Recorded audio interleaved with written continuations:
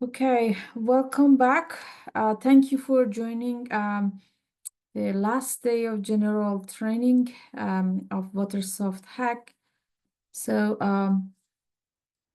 today you learn different kind of neural network algorithm, the applications, and then with hand-on training in the afternoon session on a transformer model.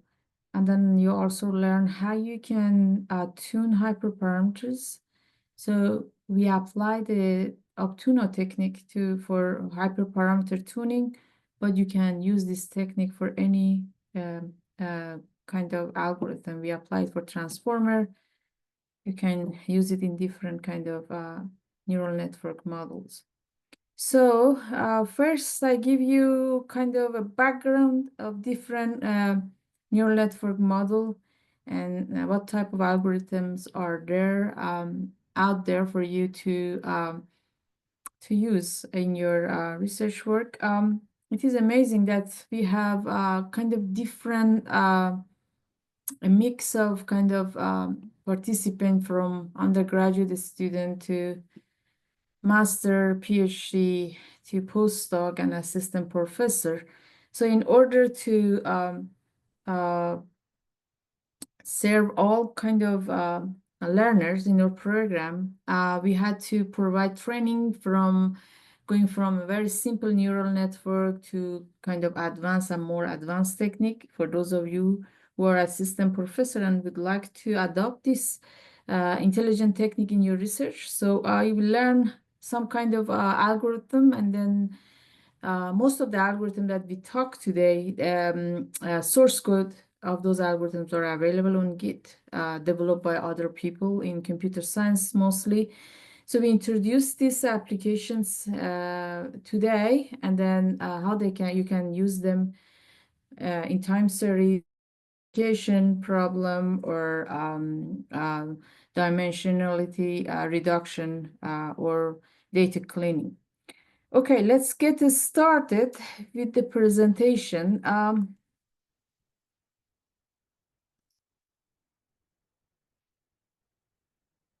Okay, you guys can see my screen? Can you thumbs up?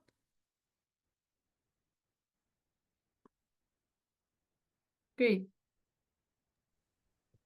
That is wonderful. Let's get started. So, before I kind of start, let me share the self-reading link with you all so that you guys have this link.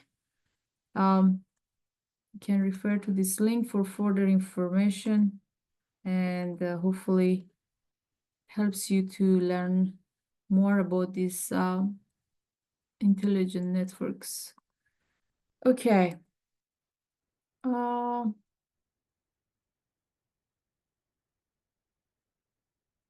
So part 2 of neural network algorithms, that's some of them, some folks using water science, some of them are not yet adapted in water science research, and hopefully some of you take advantage of it in your research. So this is a list of relevant reading. Some of them are most of them are open access documents so that you can simply access them. Most of them I got it from TensorFlow documentations, which is the basis for developing neural network. And I hope they are helpful to you for further exploring the neural network in your research. Yesterday, we talked about different type of neural network, right? Yesterday we said, okay, we have 3 type of neural network: supervised learning, unsupervised learning, and deep reinforcement learning. So those algorithms are different. The way they are structured different. The way they applied for different kind of problem and different tasks. So in this training, we mostly focus on supervised learning. Yesterday, you learned multi-layer perceptron and then LSTM, which are supervised learning algorithm. And today I am going to explain some of the algorithms. Some of them are supervised learning, some of them are unsupervised learning, some of them are mix of these two. And at the end, as I promised yesterday, I'm going to talk a bit about reinforcement learning, how you can use this algorithm in water resources. All right. So we said yesterday that the concept of perceptron, right? So we said the way neurons are connected in neural network forms different kind of algorithm. Different type of algorithm, they are different based on the way they are connected, the neurons are connected in the algorithm. So the first kind of network that was invented was perceptron in sometime in 1957 by Frank Rosenblatt. In 1957, he invented perceptron. So it became the basis for machine learning or neural networks. And then based on that, they built different kind of algorithm that we know use in our research and educations. So perceptron basically is a neural network, very simple neural network. As you learned yesterday, it acts like our brain and contains billions of cells called neurons that are connected together. All right, the first algorithm that I want to introduce today, they call it autoencoder or AE. This algorithm is very simple algorithm. It has very kind of a small hidden layer, as you can see, contain input layer, hidden layer, and output layer. And it has also encoder and decoder component. Encoder convert your input data. For example, you put your river flow data or any kind of your climatic data, convert that input data in lower dimensions, and then use the decoder approach to reconstruct the compressed data in the network. So the way it is designed is useful for clustering algorithm, to be used as a clustering algorithm or as a unsupervised learning algorithm, also for feature compression and also for classification task. It is very simple algorithm, and then it requires output to be the same as an input. As you can see, the layer of input and output are the same. So this algorithm train the data as close as to the feed network and force the autoencoder to find common kind of feature and pattern in the data and generalize those pattern and data in your outcome, and then summarize the data and the outcome and the prediction result. So it is well suited for classification tasks, clustering tasks, and feature compression tasks. For example, again, you have temperature data or rainfall data in Southeast or entire US. You want to see the distributions of the rainfall data. You can use this algorithm to cluster them. So to cluster the region and see which region they behave the same in terms of the rainfall distributions. Again, this is very simple algorithm. This is really simple to develop and implement and train it. You can use Google Colab even to train it. You don't need to use, for example, NSF-NER resources for this algorithm. So the next algorithm is variational autoencoder or VAE. So if we add a variational component to autoencoder, we create variational autoencoder algorithm. So what is variational? Variational is a probabilistic approach that can capture the attributes in a feature set in your data based on probabilistic distributions. It is a powerful kind of generative model that can learn latent distribution of the input data using the random variables, so randomly drop the neurons in the training data sets in order to understand those feature to extract the features and then fit the probability distribution to your data. It is very useful for applications such as interpolations, automatic image generations, and time series data augmentations. For example, for interpolation, you have a large basin, right? So you have, for example, in this large kind, you have very few climate stations. So you want to understand whether those climate stations can represent the whole basin, or they can present only a portion of basin. So you use this algorithm to interpolate your climate data and see whether it represents your whole catchment or whole basin or not. Because, for example, if you want to apply any kind of neural network for river flow simulation. River flow is based on the concept of rainfall runoff processes, right? So in order to understand that concept, first you got to understand the distribution of your rainfall across the basin. So one of the algorithms that can help you to understand that distribution and interpolate the data across the basin, if you do not have enough climatic station and enough climate data in your basin, is this algorithm. And again, it is based on encoder and decoder concept. It has these two components that convert input data in the lower dimensions and then reconstruct the compressed data in order to be used in the simulation task. All right, the next algorithm is denoising decoder, or DAE. So this algorithm intentionally introduced noises in input layer here in order to force the hidden layer to learn more robust features. So this algorithm is well suited for you if you have noisy data set, or for example, you pick up the field data and it is noisy data set. You have a lot of outlier. In order to clean those data set, those noisy data set, and create the same data set and correct your data set, you can use this algorithm to remove noises in your data, because this algorithm intentionally introduced noises in the input layers in order to force the hidden layer to learn the feature better over time.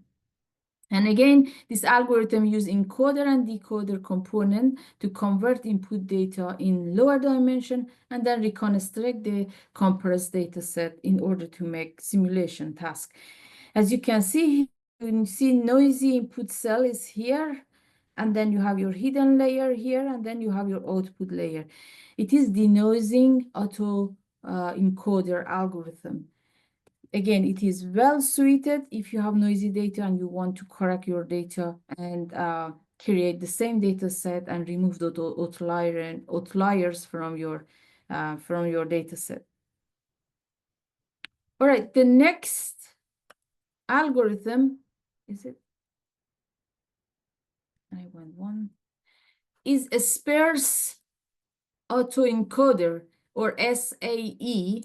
A sparse autoencoder encourage sparsity in hidden layer. That means it uses a small number of hidden layer in order to interpret the data, in order to represent the data, in order to make the predictions.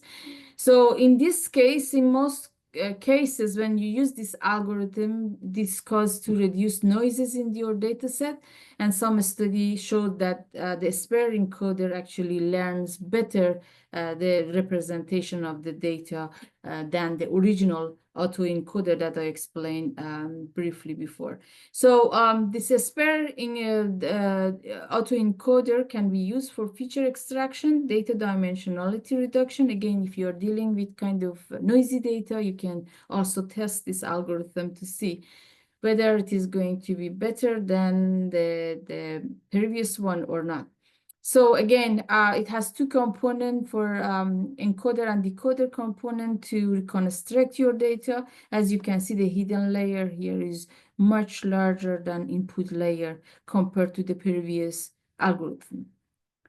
All right, the next algorithm that you guys can apply in your research is Hopfield neural network. Hopfield neural network acts like a recurrent neural network, and it is capable of storing and retrieving multiple memories. So it acts as a outside storing outside kind of a storage in the neural network. So what is amazing about this network is considered when you run this algorithm, it considered the neuron either be on or off. Maybe it has, if it is on, that means it has influence on the predictions or simulation task, and if it is off, it is forgettable. It doesn't have any influences.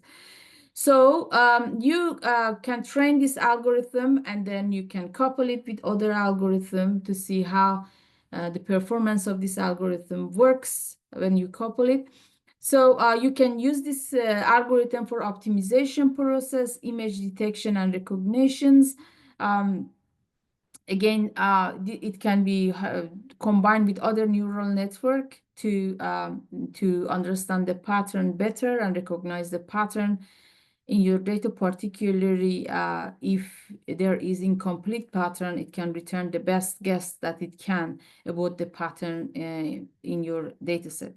So the question I have from you all is, can we combine Hopfield neural network with LSTM or not? So if you think we can combine this with LSTM, why we can combine these two? If not, tell me the reason, and you can put in chat, and then we discuss it after my presentation. So again, it uses outside memory. It acts as an outside memory to store the data set. So if it coupled with any neural network, it gives more space, more memory to neural network in order to learn the pattern. All right, next algorithm is Deep Boltzmann machine, or DBM. So Boltzmann machine originally was invented in 1985. And then it improved over time. And then sometime in 2009, I guess they added deep learning into this algorithm, and they make Deep Boltzmann machine. So Deep Boltzmann machines are based, this algorithm is based on Gibbs distribution. Gibbs is a sampling distribution. That's the sample from your data set. For example, you have river flow from 2010 to 2020, and you want to simulate this. So it use the Gibbs distribution sample from your data set. So when it will start running, it fit the distribution, and based on that, it sample randomly from your data set from 2010 till 2020. So so when you train this model, then you can use restricted Boltzmann machine as a building block when you structure this model that is developed in the original Boltzmann machine as well, which can improve the learning efficiency over time when you train this algorithm. Some people, they call it generative deep learning model. It acts as a generative model to generate data as well, because it fits the distribution and it can sample from the distribution and generate the data. So basically you have input layer here, and then you have hidden layer here. And then when it runs, it can, you can use, you can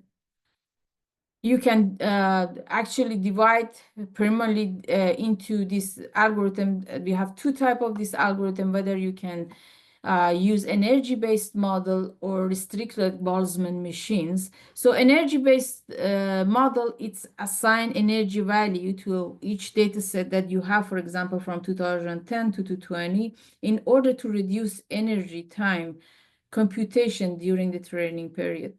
So restricted Boltzmann machine, which is based on deep belief network, and it also divided into greedy layer-wise training and wake, sleep algorithm. So those two algorithms are very complex neural networks. Again, they are based on probabilistic approaches, and then they fit distributions in order to sample from your data and then make the predictions.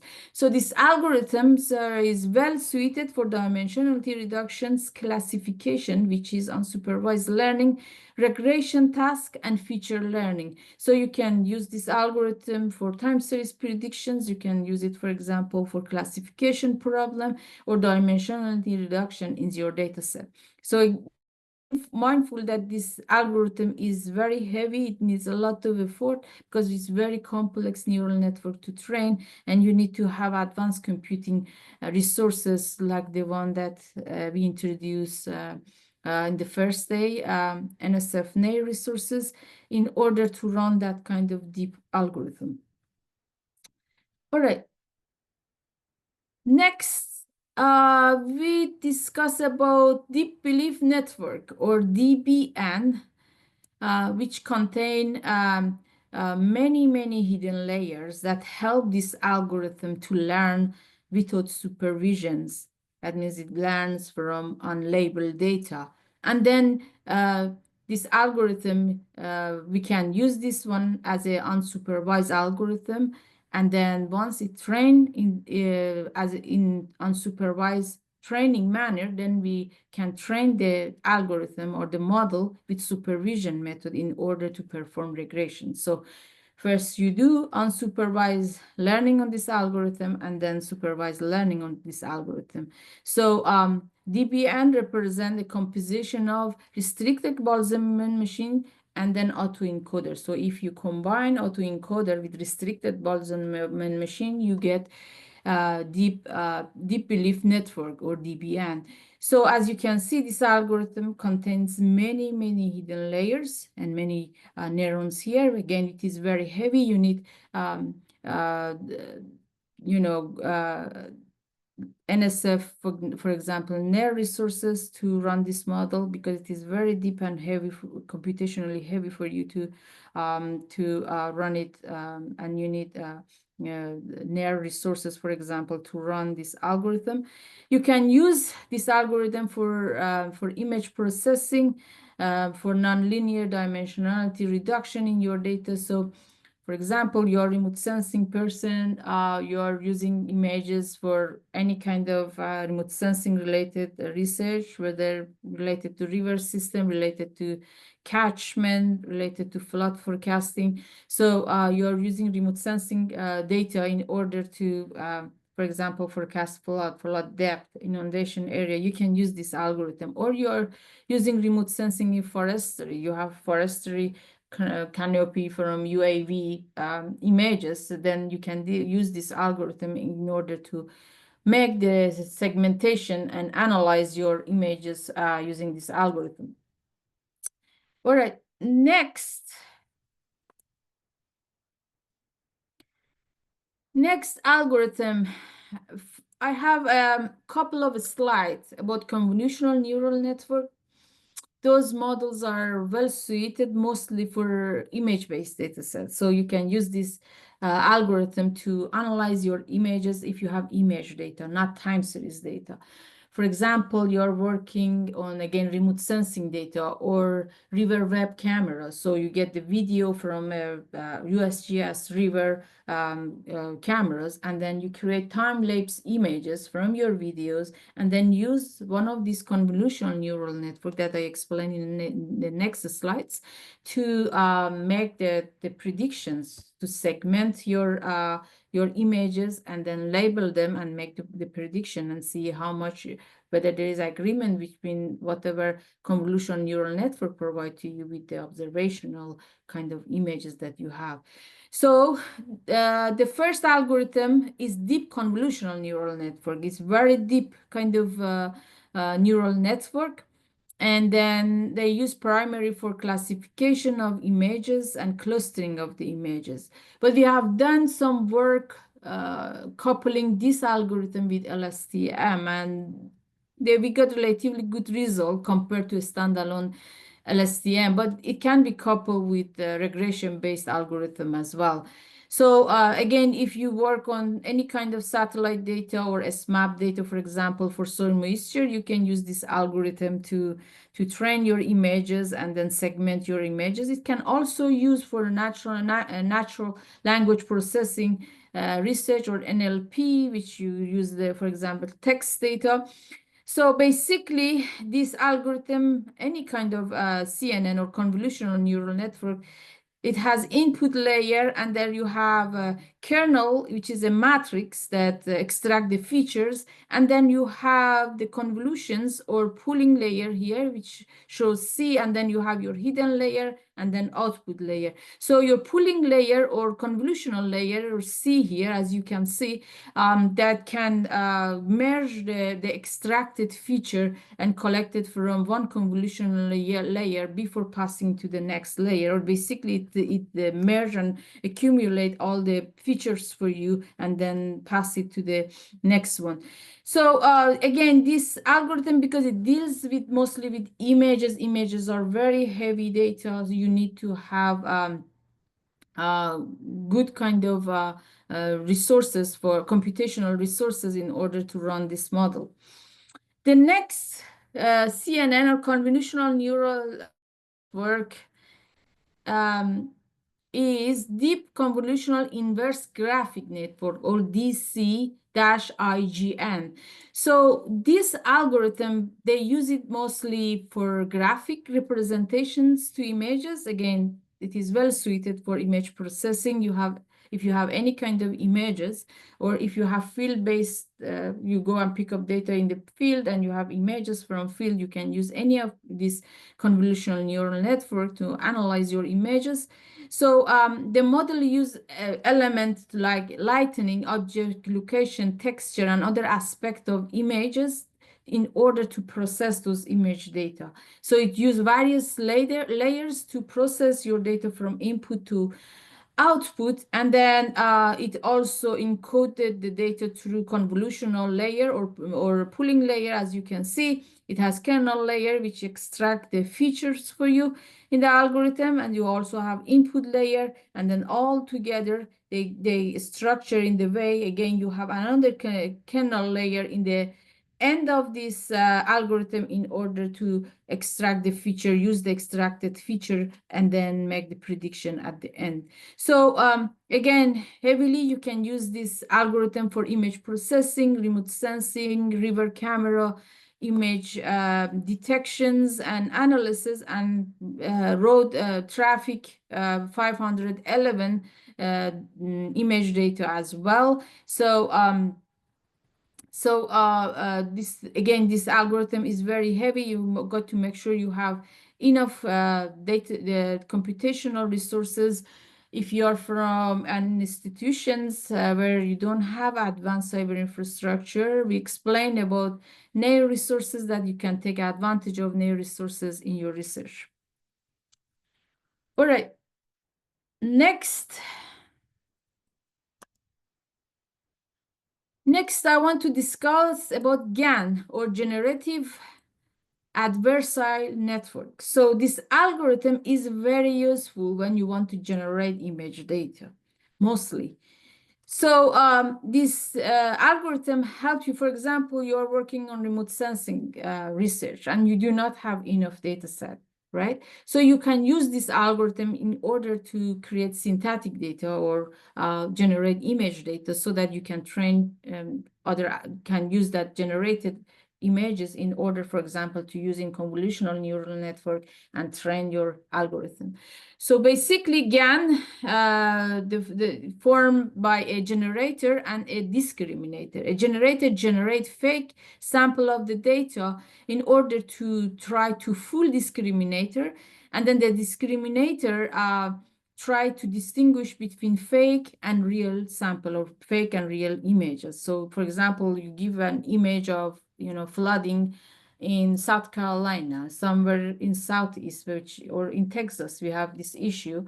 And then you give it this different kind of segmentation in the images to this algorithm in order to fool this algorithm and to see whether it is going to recognize whether it is fake images or not.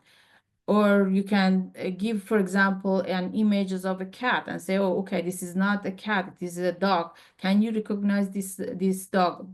But in reality, it is a cat images, and then fool the algorithm and see whether it distinguish whether it is cat or not. So these two components are the main components of this algorithm, the generator and the discriminator. And then over time, when you train this algorithm, these two gets better and better in their perspective, in this respective job in recognizing between fake and real images. So if you work with, for example, MNIST images, majority of MNIST images that we are dealing, you can use it for training. Convolutional neural networks are generated based on GAN.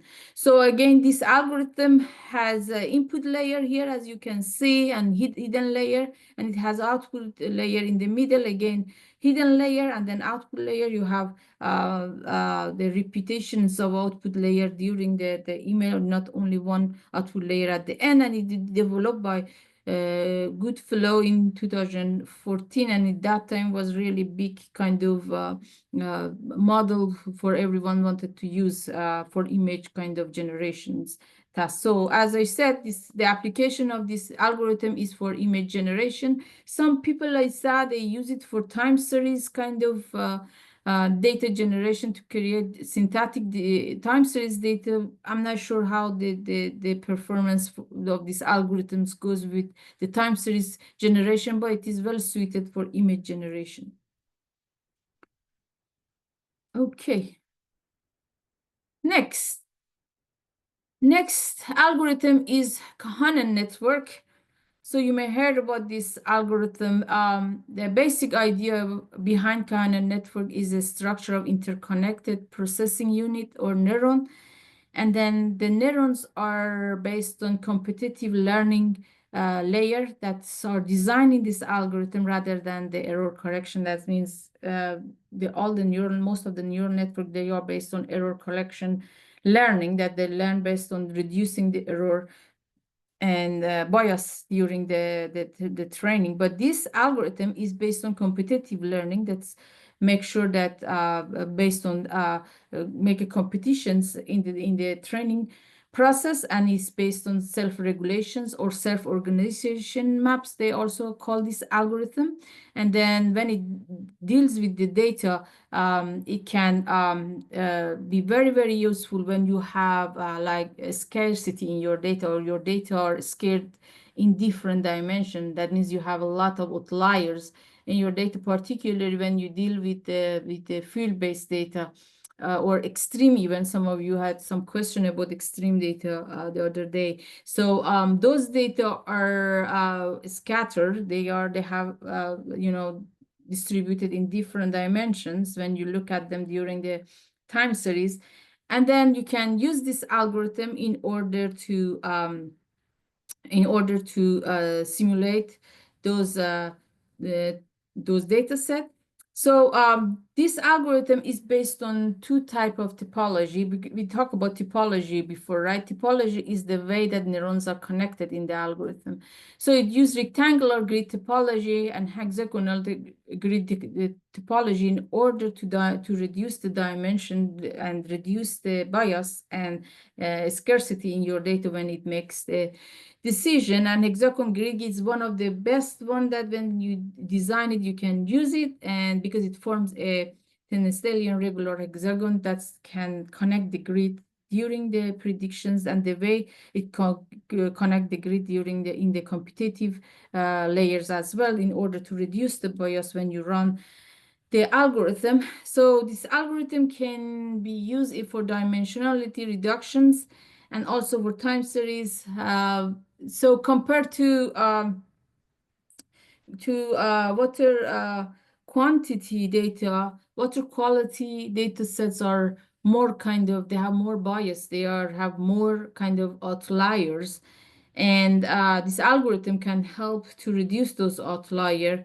And also in the coastal area, the coastal data, if you look at the coastal data compared to, you have a catchment in the coastal area and one in the inland area, coastal system is mostly complex, and the data is very complex and high dimensional. So in order to analyze those data and make the predictions, you can use Kahana network in order to do that kind of predictions for high dimensional data, because it reduces the dimension in your data and use different kind of topology to, that means different kind of, the neuron can be connected into different kind of topology, and that we use to reduce the bias during the simulation runs and then make the prediction at the end. So you have your input layer here. So your input layer is based on competitive layer, as I described above, and then you have your hidden layer that you make your predictions, and then the output layer that make the prediction task. All right, the next algorithm is transformer. So we have different kind of transformer algorithm. From basic transformer algorithm going to more advanced transformer algorithm like temporal fusion transformer, or TFT. So transformers are one of the more advanced kind of neural network algorithm that are available for us to use in our time series prediction task, as well as text classification. So in this training, unfortunately, we didn't get much time to focus on text data. But if you have text data, for example, you have National Weather Service flood text data. So you can use those text data in order to make prediction using transformer models. So these algorithms are very advanced algorithms. So they are based on CNN, on convolutional neural network and recurrent neural network, with the self-attention mechanism that helps them to transmit the data and information through the layer and through the network. So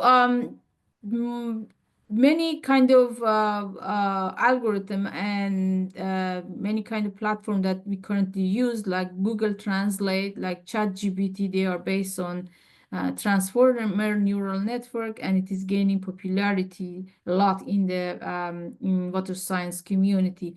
So basically, the structure of this algorithm is like you have the input data, you embedded the input data, convert them into the patches, for example, and then pass them to the network. And then in the network, it used different kind of algorithm like multi-health attention here in order to transmit the informations, and then you, for example, in temporal fusion transformer, or TFTs, another kind of advanced transformer model, you have in the structure of the model, you have LSTM, so that the model recognizes exactly where you have data, where you do not have data. That's how the self-attention mechanism works.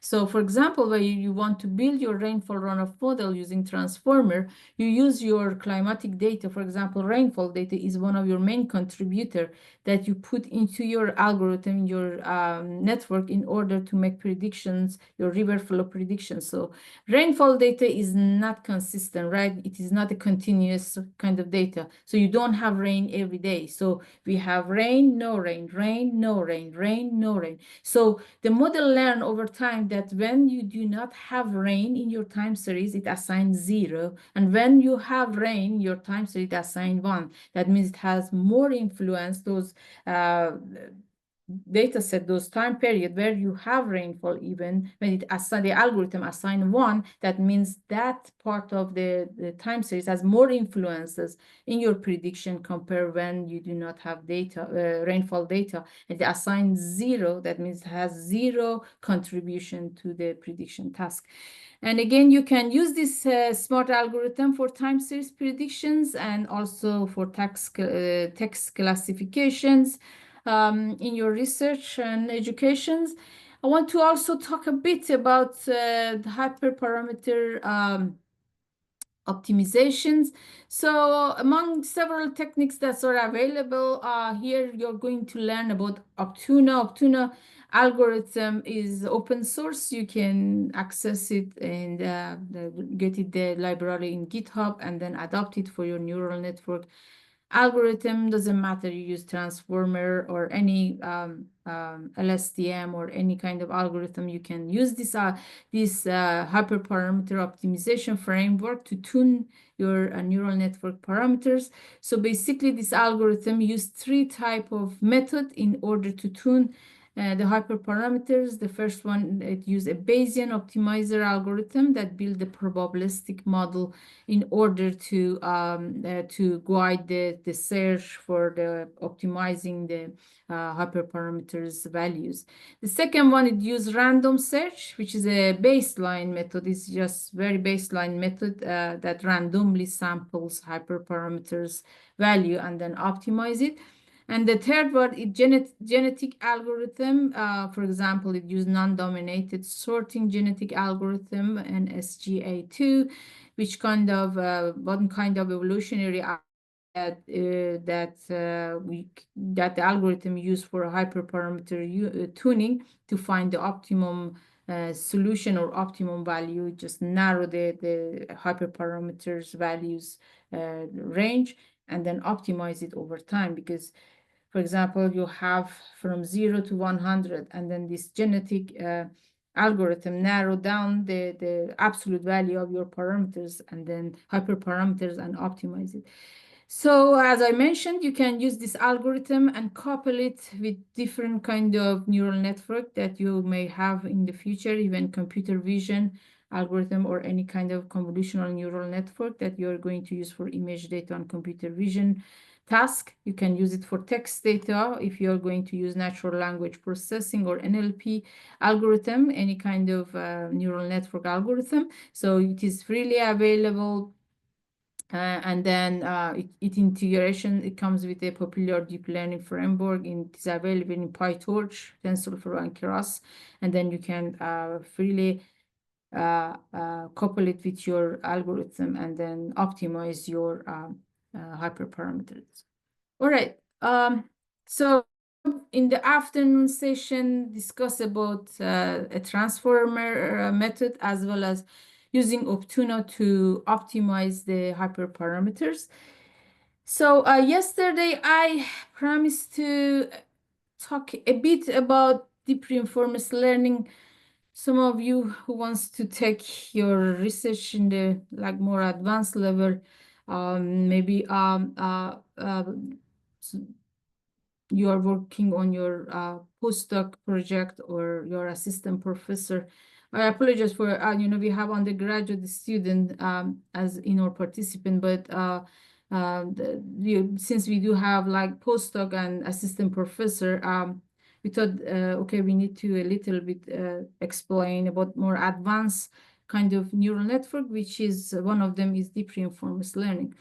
So if you play Super Mario game before, this game is based on deep reinforcement learning. So you have Mario here at it, and this agent take action every time, right? So here it can go left, up, or right. So if it goes left, it collects no coin, right? But if it goes up, it collects coin, and if it jump right, it is going to hit the gamba and die. So deep reinforcement learning algorithm is based on this concept, that is the agent, which is your Mario here, take actions to collect coin. Coins are reward in the deep reinforcement learning. So if the agents collect as many as reward as possible during the training, that's the best thing in optimizing your policy and optimizing your prediction task. So the way that this algorithm works is based on the probability density function of taking action. The action that the Super Mario take here is based on probability. So again, it can, for example, if it goes left, the probability of going left or pi is, for example, 10%. If it goes right, it's 10%. If it goes left, it is 20%. If it goes, for example, up, moves up, it is 70%. So based on these actions, you assign different kind of policy to your algorithm in order to make decision, right? So based in this concept, you have two types of policy. You can have deterministic policy, or you can have random or probabilistic policy. So if you want to use deep reinforcement learning for any water resources simulation problem, you got to play a probabilistic policy. That means you need to design your algorithm based on probabilistic policy, because catchment system, any environmental system is random, right? It is not deterministic, right? The response of the catchment, for example, to rainfall is not deterministic. We don't know if we get 10 inches of rain today, we are going to get floods or not, or 5 inches of rain, we are going to get floods, because it is uncertain. So when you have that kind of uncertainty in the system, then you need to play randomly. So you need to use probabilistic kind of policy. So basically, the agents, which is deep reinforcement learning agent, Super Mario, is in all the state. In order to go to the new state, for example, in order to jump up, go to the new state and collect the coin, we need to determine the policy, okay? Again, whether it is deterministic policy or probabilistic policy or random policy. So in our case, again, since we deal with the randomness in environmental system, water resources, we use probabilistic policy compared to the deterministic. In this case, the randomness, we can, in case of randomness or probabilistic policy, we can use Markov chain method in order to train the deep reinforcement learning, in order to take actions and then collect the reward over time. So probabilistic policy is the policy that deal with the uncertainty in the catchments. For example, you know, you may play rock, paper, scissors game, right? That game is based on, you got to, when you play that game, you got to play random policy. You can't play deterministic policy, right? If every time you show deterministic policy, you show like rock every time you show rock, your opponent is going to learn the patterns of your decision, and he or she is going to beat you. So better to play random policy when you play rock, paper, scissors, shoot. The same way here. So in the deep reinforcement learning in environmental system application, we use random policy based on Markov chain method in order to reduce those randomness in the system when we model the system for the policy assessment. And then you also defined your reward function. For example, when the Super Mario take an action, it collects 1 reward, or it collects 10 reward, or it collects 0 reward. And when it touch a Gamba, the game over. So the reward would be, for example, minus 10K or whatever that as a user define. So as much as reward you can accumulate during the training, and then when the reward doesn't change much, the training, that means your deep reinforcement learning hit the convergence criterion. After that, you can use the deep reinforcement learning in order to summarize the policy. So the best example of using deep reinforcement learning in water science is, for example, you want to manage a reservoir system, or you want to distribute water across the catchment, where you have, for example, agriculture, you have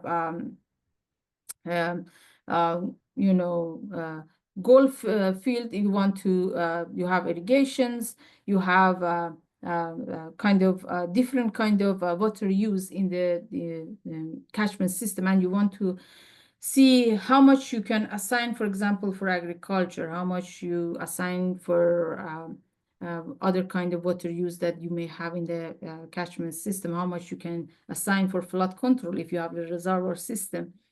And then based on that, you use deep reinforcement learning based on different policy that you can determine how you can sustain this catchment, how you can sustain this reservoir system based on different policy. So you have the current state when you define and structure this algorithm, and then you want to go from the current state, which is gamma is here, to the next kind of state, and then which is the function of the probability of a new state based on the new state, and then you take new action from here. That means when gamma move up here, and then would be the action that it takes to go up and collect the coin, right? And then from up, again, it needs to take another action in order to collect coin. It will continue these actions and reward system until it can accumulate as many as possible rewards during the trainings. You can use this algorithm, for example, for water reservoir policy optimization method. We developed this algorithm a few years ago, and we published it in ASCE Water Resource Planning and Management 2024. You can read our paper there, and then you can also use it for environmental system.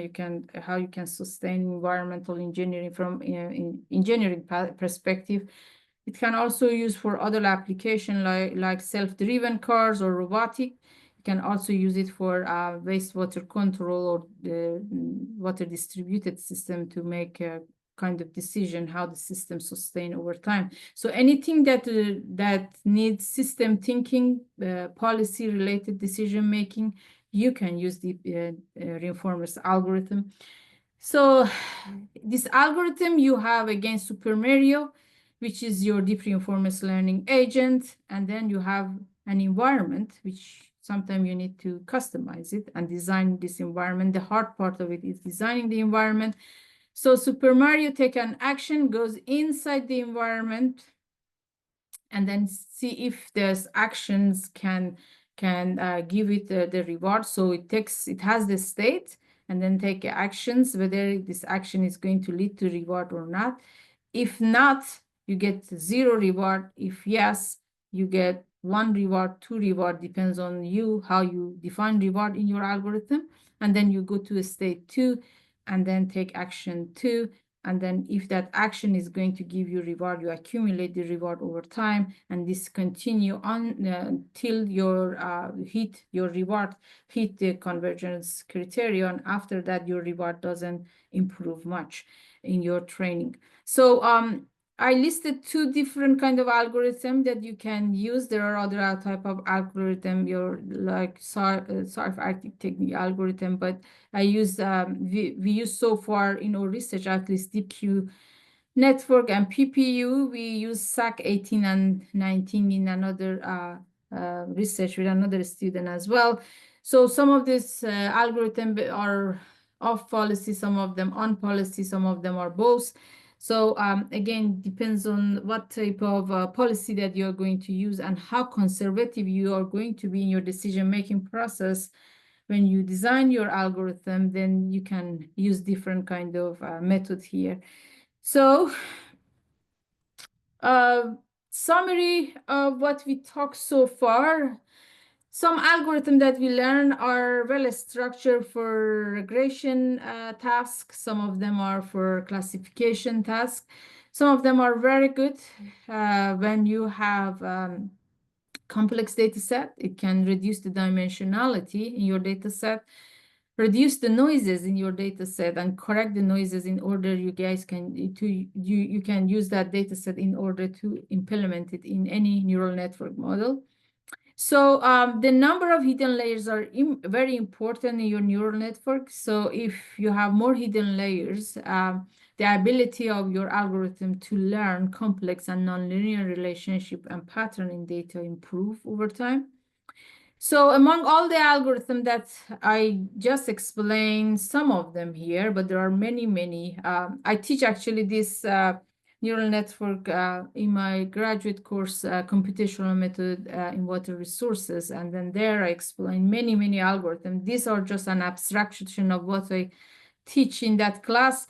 But transformer, among all those algorithms that we discussed today, transformer are gaining momentum for time series and text analytic research, and it is one of the advanced techniques that are available to us in order to use in both time series prediction as well as text classifications.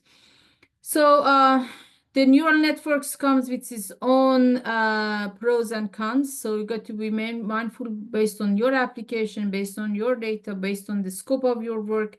What is the goal of your research? Then you can adopt them in your research and educations. So with the advancement in the AI rapidly in our time, you're actually in a tipping point with the AI advancement, and then many advanced algorithm for real-time application can be used, and it's rapidly changing kind of field. One algorithm, they introduce you 6 months ago, and now when you are going to implement it in your research, somebody else already implemented. So it's just rapidly evolving field, and I would encourage you guys to keep up with the different kind of educate yourself with different kind of neural network, do your own research.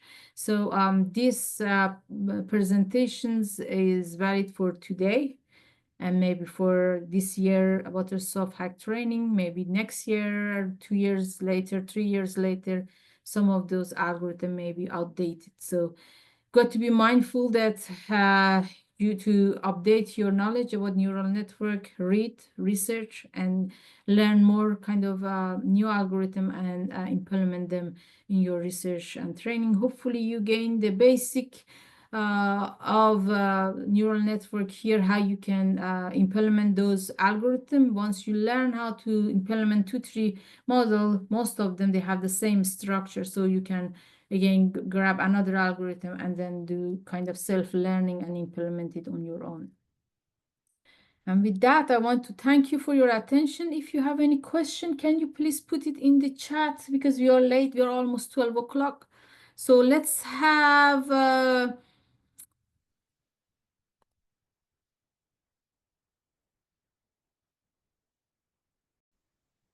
Okay, the recording has been resumed. So welcome everybody. My name is Krishna. I'm a computer science student here at Clemson, and I'm going to do the workshop on the transformer neural networks. And let me get started by sharing my screen.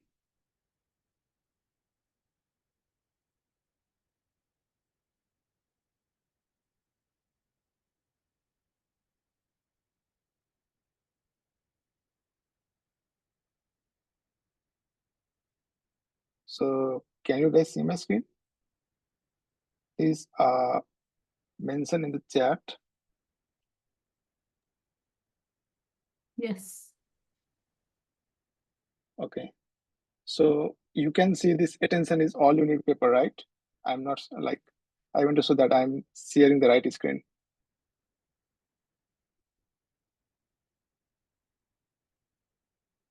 Yes, Krishna, yes. Okay. Okay, so the notebook file that is associated with this this workshop, let me just share with you guys in the chat.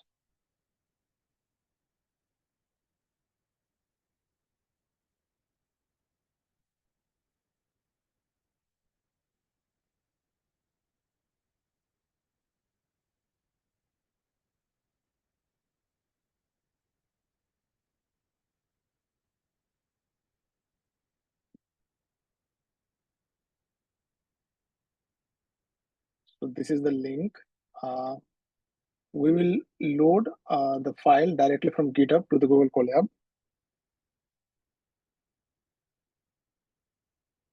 So you open the Google Colab, go to the GitHub section. It is asking me username, which is not necessary. Paste the link here. Click enter, and then you open like the notebook file should be open in the Google Colab. So I hope everyone is with me on this.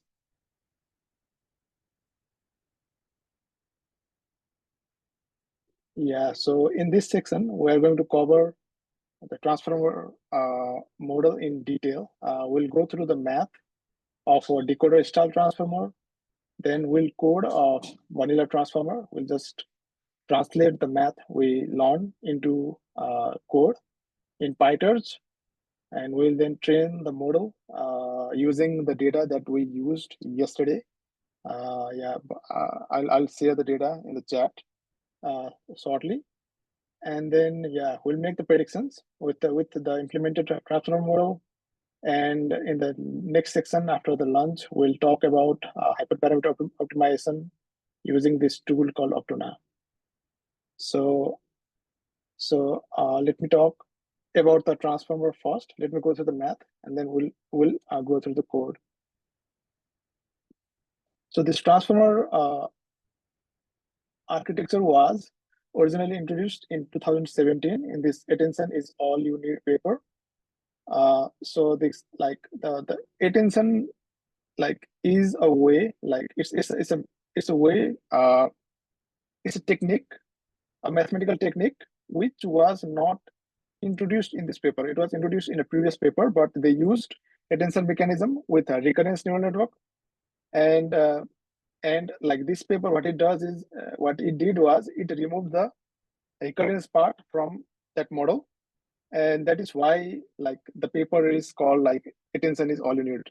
It just says that we don't need like a recurrence or recurrence neural network, because recurrence neural network are not scalable. Like they need step-by-step calculations, and like we cannot use, we cannot use parallel computation, and it becomes expensive, computation expensive, like when you have a long context. So when they remove the recurrence part from the model, like it became scalable. And then and there was like explosion of the models, and they were able to scale it very, very large, and that gave born to like today's large language models. So this transformer model is like almost a replacement to the recurrence neural network like LSTM. So before the transformer models, for the sequence by sequence computation, or like for most of the tasks in NLP or time series, LSTM was like the go-to model.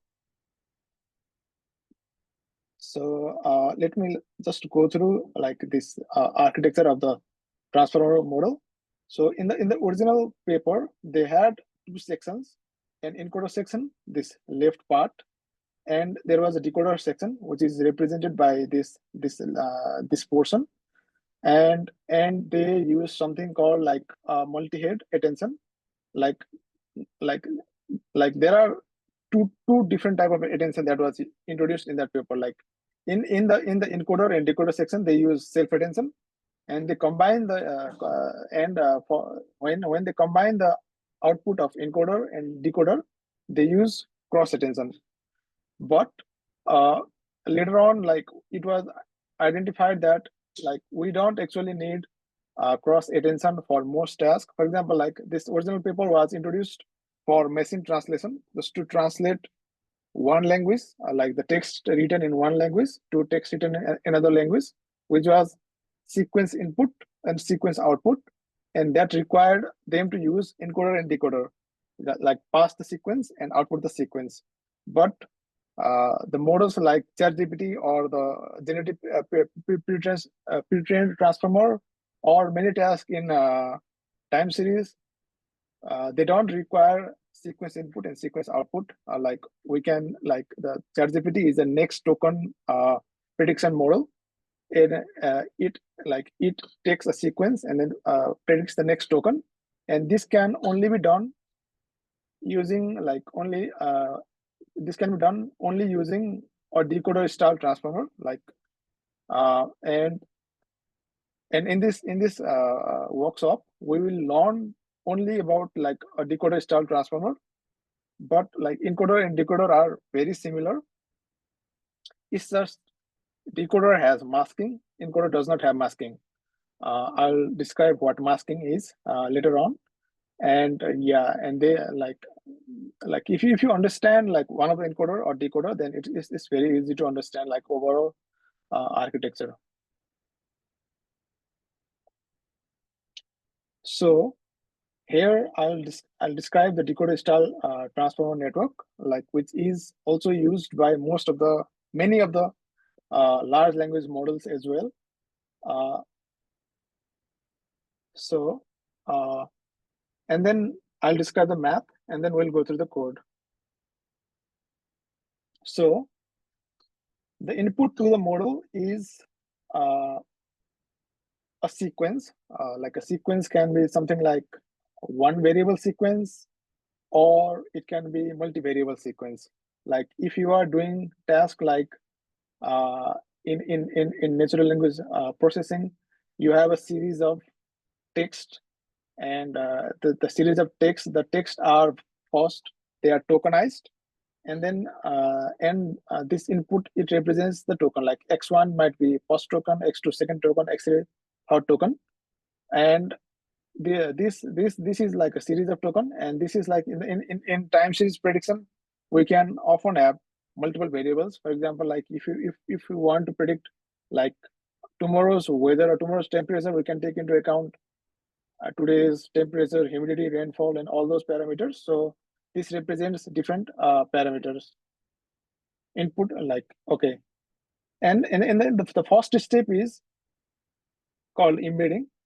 The inputs are like the inputs, I mean this sequence, are passed through a fully connected layer, and it projects each data point from its original space, which means like x1 is a first data point, or in this one, this x1, y1, z1 would be the first data point, into the model's high dimensional working space, often of the size D model. So this like let me explain using like the GPT model. Like in the GPT model, what they do is they have a token called like x1, which could be the, or it can be a letter, or it can be a short word.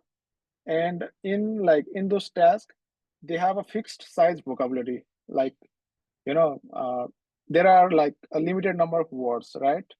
So like they represented something like they had 50,000 words, then they would represent each word by a sequence of numbers, and each word would be represented by a different sequence of numbers, and that sequence is called embedding. But in time series, like we don't have a fixed size vocabulary, so that is why we basically just multiply this input with a large matrix, and then represent each of the input with a multi-dimensional or a large vector. For example, in this example, like we represent like a one input by a 128 number vector, and this number like is represented by D model. And D model, like often, like if you use libraries that implement transformer, they will represent the embedding size by this variable called D model. And like in some of the advanced models like that have been developed for time series predictions, what they have used is they actually represent this one input of the like one data point of the transformer, or one token of the transformer, uh, by like a series of inputs. Like if you have, let us suppose, data for 1 year, like the 1 month data can be used is a token in a transformer, or is which is called paths, and I have like shown the example here. Like if you have this kind of input, then x1 y1 z1 and then x2 y2 z2 can form a single path. And they like this is done like so that the transformer model can process long horizons. Like if you use a single token, to represent multiple time step data, then that enables us to use a very large context as an input to the transformer model.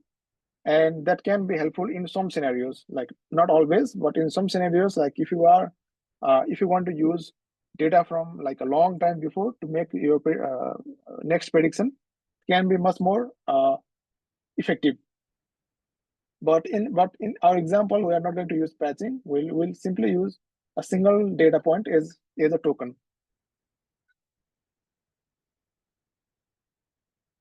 Questions? Okay. So after we convert our input tokens into embeddings, then we need to add a positional information into the input. Like this is represented here. We just add input. We convert it into embedding, and then we need to add positional encoding to the output of this encoding block. So this position is added because like in LSTM or in a recurrence neural network, the inputs are processed step by step. Because of that, it has the information of like which tokens come first or which comes second, or the position information of where does the token lie in the input. But in the transformer, we don't do step by step computation like recurrence neural networks. So we need to provide this position information explicitly to its embedding, and this is done by calculating a position information, which is again a vector of the same shape as the embedding, and that position information is directly added to that input embedding, and the output is something like this.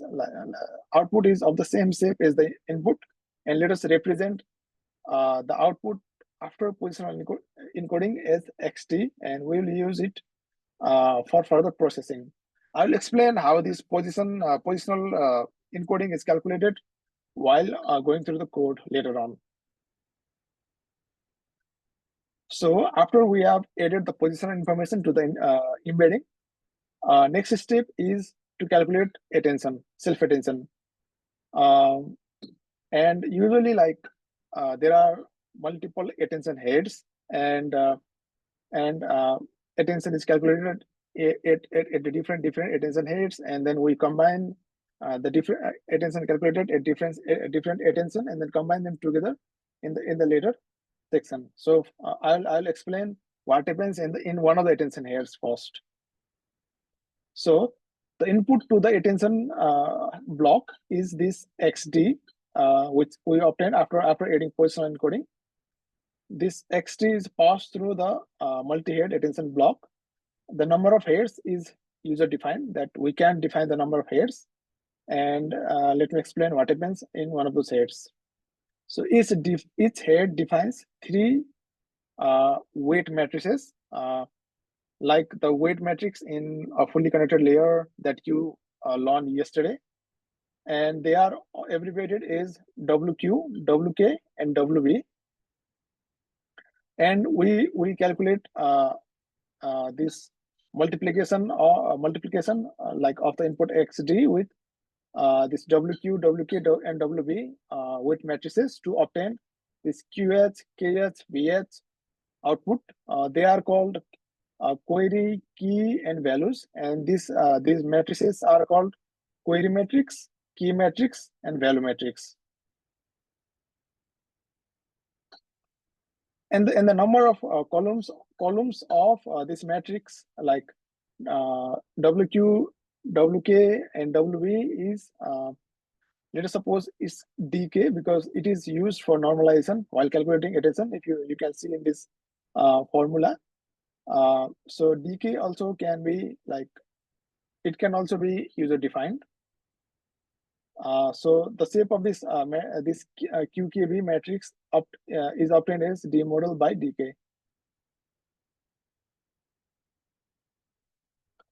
And the attention is calculated using this mathematical expression, where first this QH is multiplied with kth, but yeah, kth needs to be transposed, and there is a matrix multiplication between qth and the kth transposed, and then they are scaled using this under root of dk. Dk is the number of columns of this q or k matrices, and after it is scaled like this is a matrix, and then after that we calculate this matrix.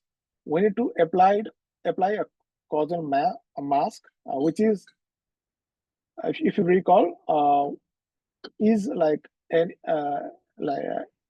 which is important part of a decoder style model. Like if it was an encoder model, then we would not apply this masking. So I'll explain what is the role of this masking later. So after the masking is basically what we do is like we add this matrix with another matrix, and that matrix has its upper diagonal. Upper diagonal means like this x1, y2, z3, y1, z1, z2. This upper diagonal part is negative infinity. So when we add two matrices, the output matrix has its upper diagonal is negative infinity, and we calculate the softmax for that matrix. When we do so, like when this is the softmax function, it calculates like the probabilities associated with each value of that matrix, and if the zi is negative infinity, then the softmax output becomes zero. So we are basically making that upper triangle zero by using this causal mask. And this output of the softmax operation is a matrix with its upper diagonal zero, and then we multiply it with this BH matrix, and BH represents the value matrix. Yeah, so I have mentioned here that the causal mask is only applied to a decoder style transformer layer. The mask sets the upper triangle of a resultant matrix to negative infinity so that they become zero during the softmax calculation. And if it is not applied, it becomes like an encoder style attention calculation. So this mask is applied such that when we do matrix multiplication with this pH, so it builds up attention auto-regressively, which means like if you multiply like a matrix like this one with a matrix with if the softmax output has upper triangle as zeros, when we do matrix multiplication, what happens is that this x1, y1, z1 will calculate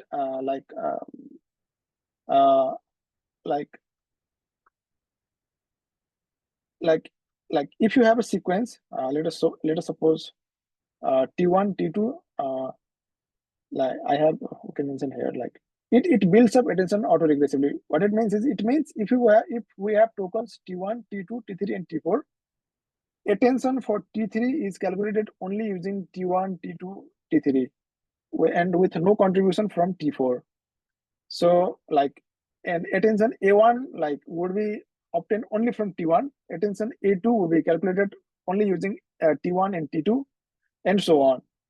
So this means like a sequence or like a token like t1 does not have information about the token t4 because t4 appears later in the series. So the goal is to make sure that the tokens that occur previously have no information, like they have no information of the later tokens.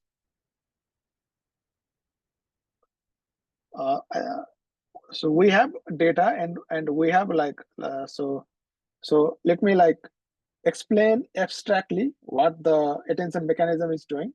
So we have data and we have, let us suppose, some kind of data, and we have some kind of query. We want to ask that data a query. For example, we can ask what is the next value for a given data, and that becomes the query is the what is the next value, and this query matrix WQ will try to learn this question, and the key matrix WK learns what values in the input are useful in answering this question, and this causal mask makes sure that only prior values are considered to answer the question.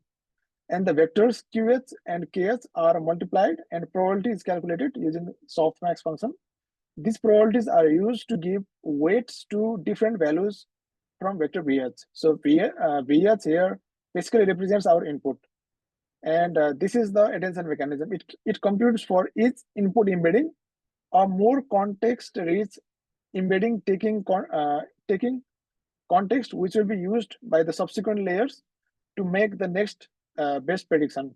So example is like if T1, T2, T3 are input embeddings and A1, A2, A3 are output of attention, A1 contains information from T1 only, A2 contains information from T1 and T2, A3 contains information from T1, T2, and T3. And we use like the last, the information, like we use the last embedding of the attention, like only A3 will be used to make prediction, like the prediction for the next token or next step, because A3 is already rich and it has information from all the previous tokens or inputs.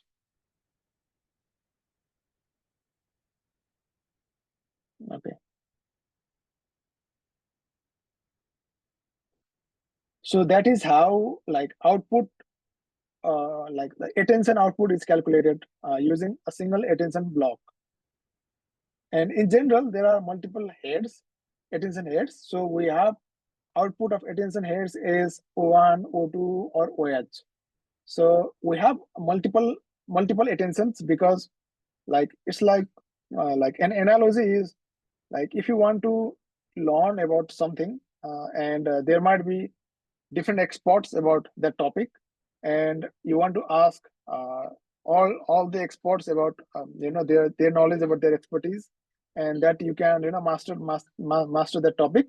And in a similar way, here like there are multiple attention heads, and they learn about different features from the data, and like we obtain the output from different attention heads, and then we combine those outputs,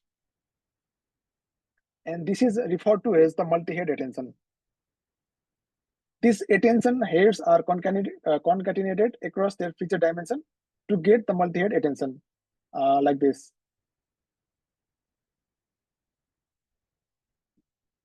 Basically, what it means is like we have this attention A1, A2, A3 from one attention. Let us suppose B1, B2, B3 is the attention calculated by different attention head. Then we concatenate it like our matrix will be A1, B1, A2, B2, and A3, B3. So if H is the number of heads, then our multi-head attention has dimension of this 3 is the sequence length, H is the number of heads, and dk is something we define above as the number of columns of this this query, key, and value matrices. Here dk must be chosen so that H into dk is equal to d model. D model is the embedding dimension. So it means when writing code, like you will probably use a function to define the transformer, and it will have at least H, the number of attention heads, and d model, the size of embedding, is the input. So when you select H and d model, you need to select such that H perfectly divides d model. Otherwise, you will get error. So this is like an important information. Like whenever you use libraries, you have to make sure that this number of heads perfectly divides the embedding dimension. After this multi-head attention is calculated, another weight matrix WO is used to mix the information from the different heads to obtain the output of multiple multi-head attention block. So this computationally here as the matrix multiplication, like we multiply O multi-head with this W output projection matrix,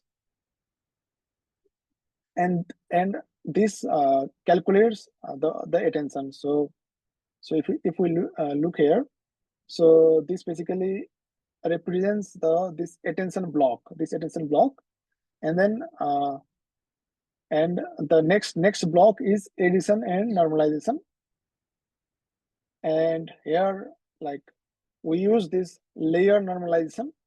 What we do is O final is the output of the attention. We need to add this output of the attention using to the XD. XD is the input. XD was the input to the attention block. So this they are added, and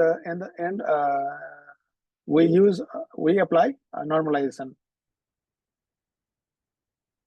And this output, this O1 is the output of the layer normalization, and it is passed through a fully connected layer. So here, like, we only have one attention block, and then we have this addition and normalization, and we then we skip this cross attention. This is the cross attention. We skip this part, and what we do is we apply feed forward neural network here. So this is the feed forward neural network, and then again and again we apply addition and normalization, like it is represented here, addition and normalization. That is, yeah, this O1 is the output, this O1, and it is added to FC output, the output of the fully connected layer, and they are again passed through the layer normalization. So in general, like in neural networks, there are like two types of normalization used. One is called batch normalization, and another one is layer normalization. And in batch normalization, like normally when we give input to the neural networks, we give input in batches. Like we give multiple inputs, and in batch normalization, it normalizes all the values of including all the batches. But in layer normalization, it will normalize individual inputs of the batch. So it will not normalize them collectively. It will normalize like each input each inputs individually. And this is actually it is essential because a transformer can have input of different lengths, and it does not make sense to do like batch normalization because of that reason. Also, like it helps in scaling well, like when training in multiple GPUs, since batch can be subdivided into multiple GPUs, and we don't need to gather all the objects to calculate the mean and variance while doing normalization. And as a result, it helps in faster convergence and to maintain like the overall objective of the normalization is that it helps in the faster convergence and to maintain training stability.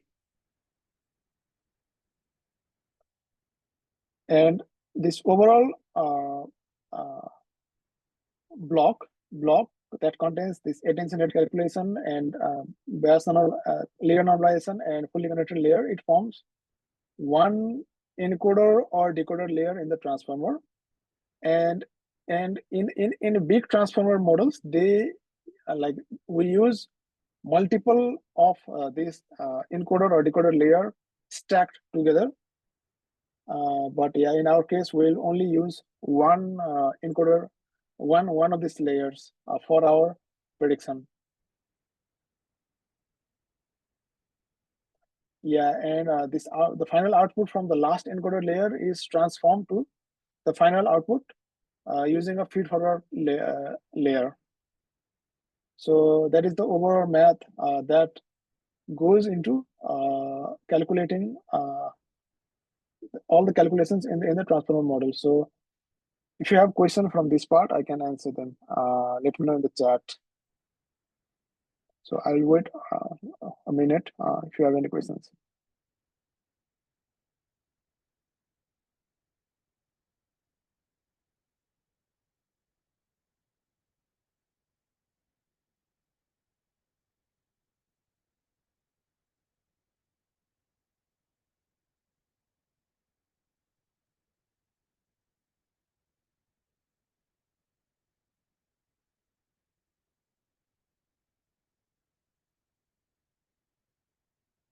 Okay, so no questions.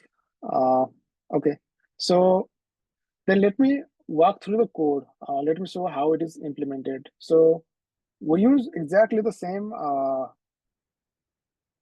overall methods that we used yesterday. So only thing that we're changing is the model. Yesterday we were using LSTM or MLP model, and today we are using transformer model.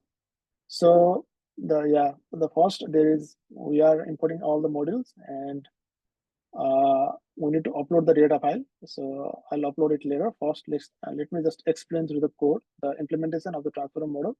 So we will be using GPU. Uh, we'll be using GPU because it requires a lot of calculations. And this is the same reward data class that was used yesterday for data processing. And same normalization.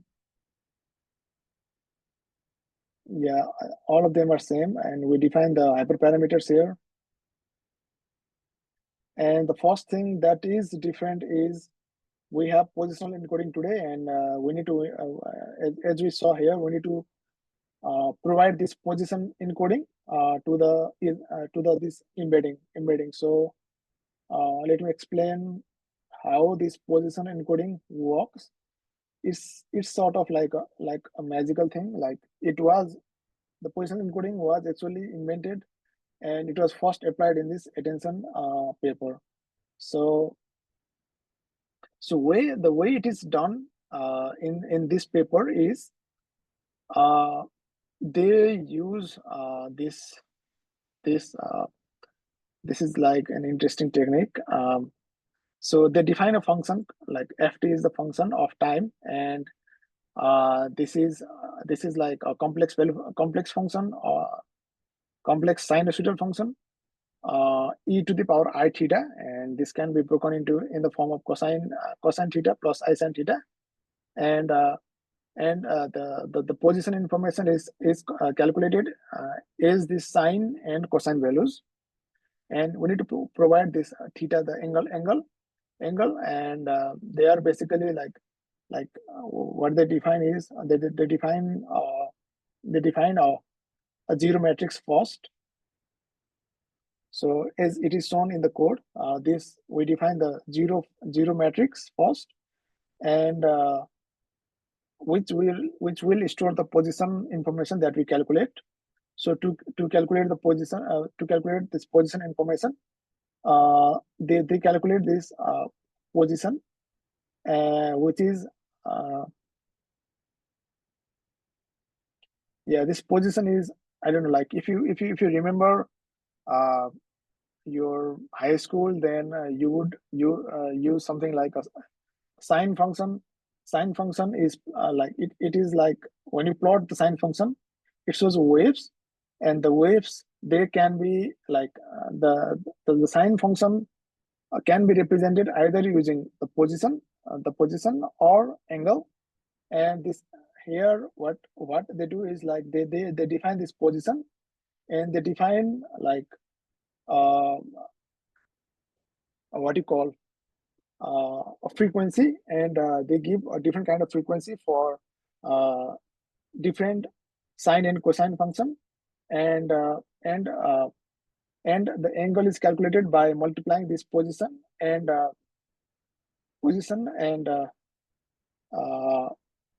and the angle is calculated by multiplying the position and the frequency, like it is done here, like the position into uh, this should be the frequency, and frequency is position and frequency are multiplied to calculate the angle, and then the sign of angle gives uh, like a kind of value, and those values are used as positions in the model. And the way the reason these frequencies are calculated using uh, this function e to the power k multiplied by minus log of I think this is the constant value divided by d model. D model is the embedding dimension, and it calculates uh, a series of numbers which are geometrically decreasing, it's geometrical sequence or geometrically decreasing series of numbers, and they are used as frequencies, and those frequencies are used multiplied with position. Is basically position is a series of integers 0, 1, 2, 3, 4, and this position and this frequency, the geometric series of frequency are multiplied to calculate the angle, and the sine and cosine of those angles are calculated, and they are used as positional information. And yeah, so the sign represents the sign of the angle represents the even position, and the cosine of the angle represents the odd position, and different kind of different values of frequencies are used to calculate the sine and cosine, and they are put in a sequence. So also a visualization below of what it looks like here. But yeah, this deep term, it calculates the frequencies, and we have this position information. Position and frequency are multiplied to get the angle, and then sine and cosine of the angle is calculated, and the sine of angle is assigned to the even even columns, and odd like the cosine of the angle is assigned to the odd columns, and they use this kind of calculation because like when you do like math, for example, if you want to obtain the position, like the next position, let us suppose we have the value of at position 1, and if you want to get the position of 2 or 3 or like whatever comes in the sequence, like on the forward side or the backward side, then you can actually calculate a matrix by calculating this f of del t. Del t means like it can be 1, 2, 3, like it's the like how much in the future or how much in the past do you want to get the position information. So you can get the position information of the future or the present by just using a matrix multiplication. By multiplying the current position with a matrix, you get the future or past position. So this has this kind of property, and that is the reason why they use this kind of math to calculate the position information.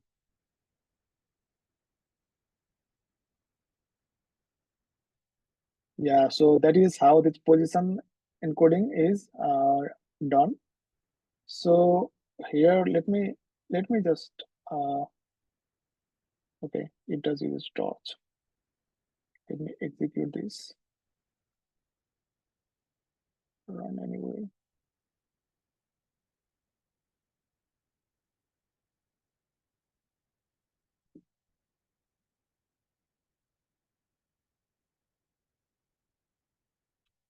So if I plot this, so what I have plotted is the first one is I calculated the sine of the even position. So this I calculated the even position here, the sine of the angle, and I plotted the heat map, and this shows the heat map that represents the position information, and it shows the sine of the angle, which are the even position in the encoding.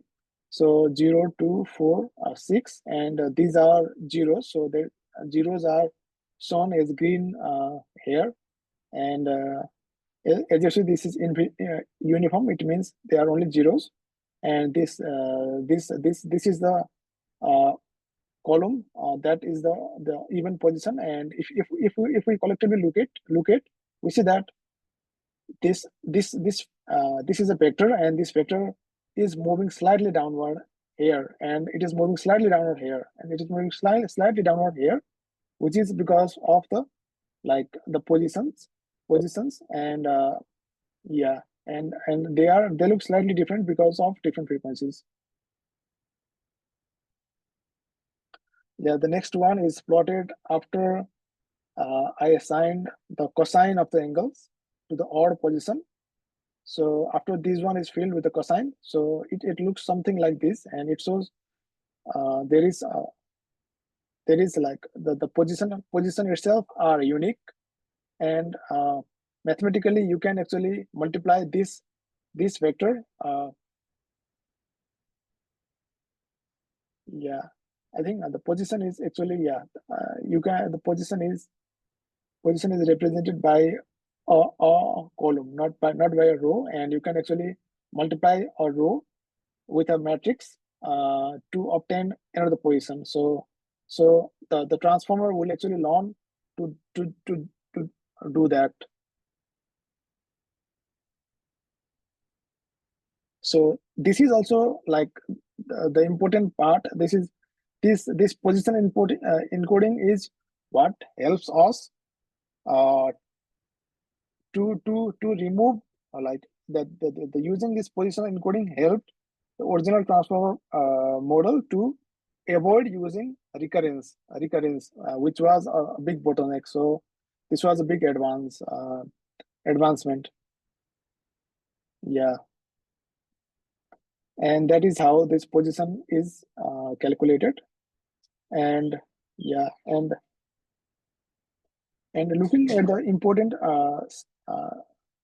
code syntax here, like we calculate this position as an XP matrix. And then what we do is like this, we use this self.register buffer of function to store this position information XP as a XP variable. So this syntax is used because this position information are a parameter in our model.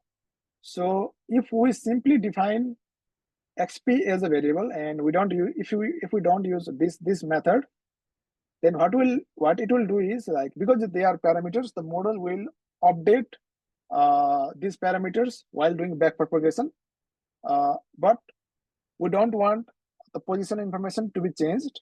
So because of that, we need to explicitly tell the model that to make to not do backpropagation on those parameters. And for that purpose, the PyTorch class that defines this function called a register buffer.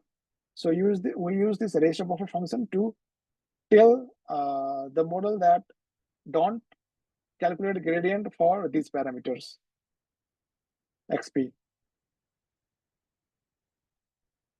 So this was the positional encoding. So next, uh, I'll explain how this transformer model is implemented, and it uses basically the same framework as yesterday's models. So we need to define this class called basic transformer network. So the name is user defined. I define the name, so you don't need to use the same name to define the class. But we take this nn.module. It is a class that is defined by the torch, and we basically inherit this class and uh, and define the init method and this forward method. This generated causal mask is used to calculate to get the causal mask. As you know, the role of this causal mask is to make the upper triangular matrix 0 during addition calculation. So here in this init method, first we execute the init method of the base class module, and then the model type is defined as transformer. We pass the sequence length, prediction length, encoded layer dropout, and positional encoder dropout is input. So this positional encoder, like we use a dropout in the while calculating the positional encoding. This dropout is used so that, you know, like it does not calculate same position information for all the attention or during like when we have multiple encoder or decoder layers, we don't want same position to be used in all the layers, and we want variation. So that is the reason why this dropout is used here.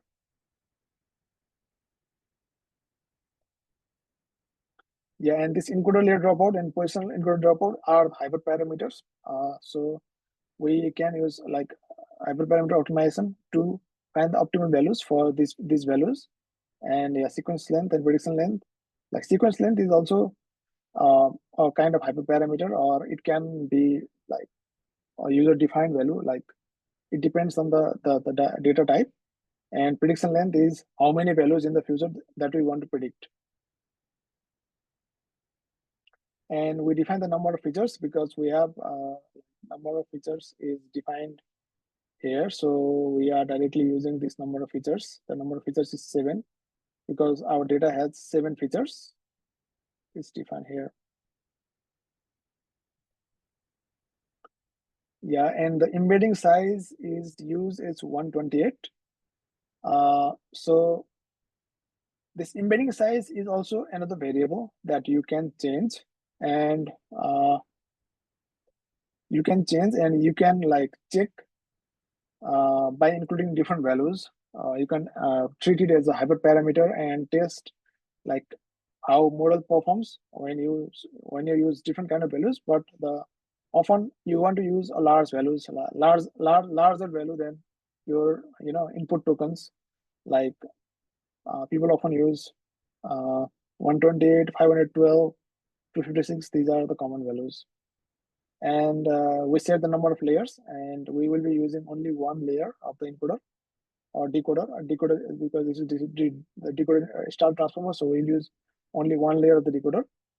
And we calculate this positional encoding using the positional encoder class that we defined above. And we pass the embedding size, this positional encoder dropout, and we need to pass this the maximum length. Maximum length should be greater than it should be greater than the size of the embedding. And yeah, so I think this maximum length, it is a fixed value. It should be basically a number that is greater than the D model.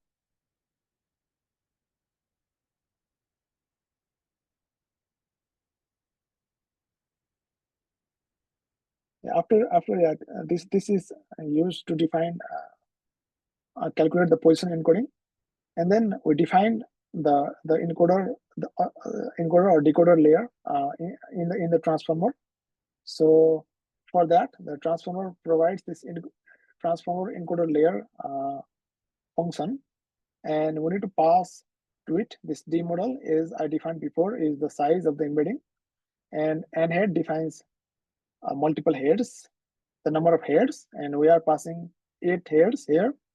And we need to provide this dim feed forward. This represents the size of the feed forward layer that we want to use. Original used this value 4 into the size of embedding, but that here will be a very large value, and we don't have enough computation size, so we only use 256 as the dimension of the feed forward layer. And we need to provide the dropout value, and then we use ReLU as the activation function.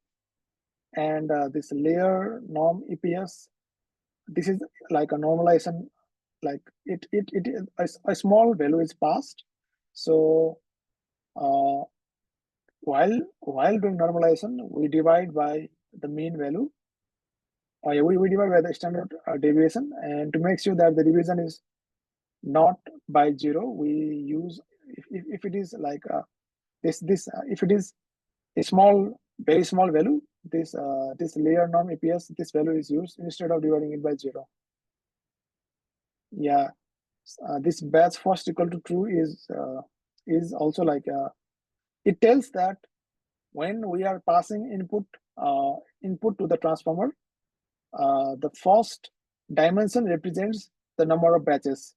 So this if you mention it as false, then the model will treat the second dimension as the batch. So because we will be passing the first dimension is the batch size, so we use batch first equal to true. Yeah, so we define like this represents one layer because we are using only one layer transformer. We define the transformer model as one layer like one layer transformer, and this transformer encoder or is used to define the model, and it uses this artifact encoder layer that we just defined as a single layer, and it takes the number of layers as input. Since we are using one layer, we pass this number of layers as 1, and then we define this input FC is it is the fully connected layer that is used just before the attention calculation to convert the tokens into embedding. So it takes the number of features, like it has the shape of number of features into embedding size, because it transforms the input tokens into embeddings. And this prediction head will take the final embedding and then calculate the final prediction value. Yeah, and we need to have this causal mask. The causal mask is a matrix with upper diagonal as a negative infinity, and yeah, and we define this causal mask here. And since causal mask are also parameters that we don't want to change, and we don't want the model the model to change it during backpropagation, we need to define it as using this register buffer register buffer, so that these parameters do not change, like we did with the positional encoding. And this generated causal mask is the function that is used to calculate the causal mask. It is just calculating a matrix with upper triangle is negative infinity, and this float minus sinf is used to define negative infinity in Python. Yeah, it has the shape of sequence length, same length by sequence length.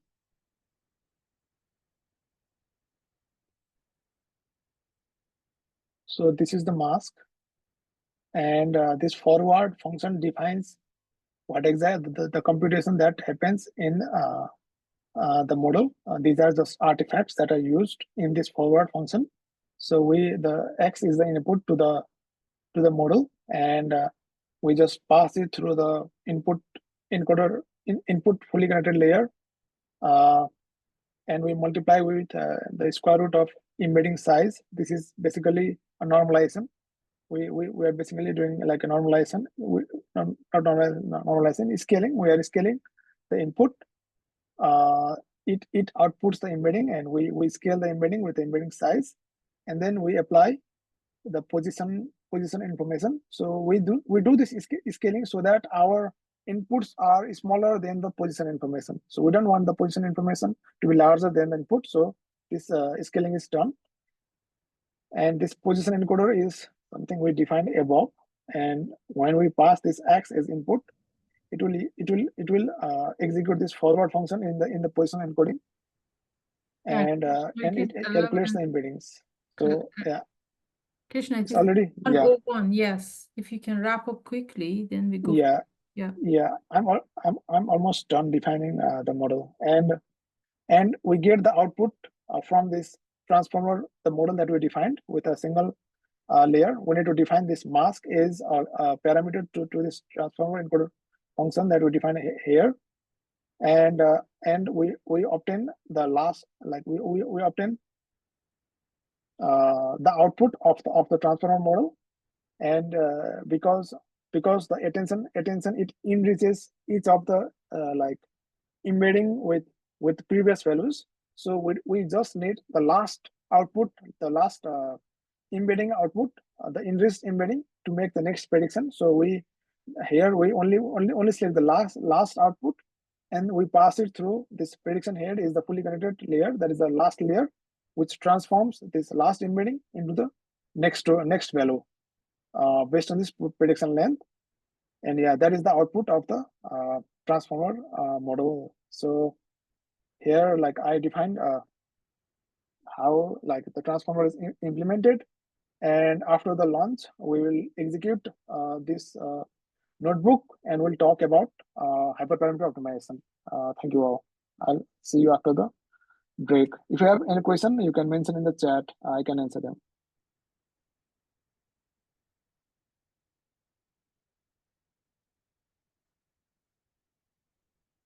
Okay.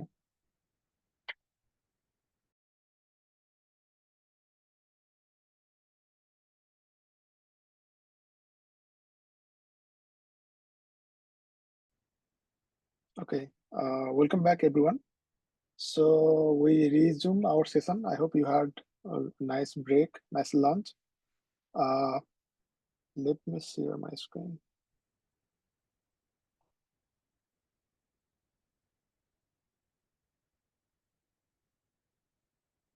Okay. Okay, so we had this notebook, but we didn't run it last time.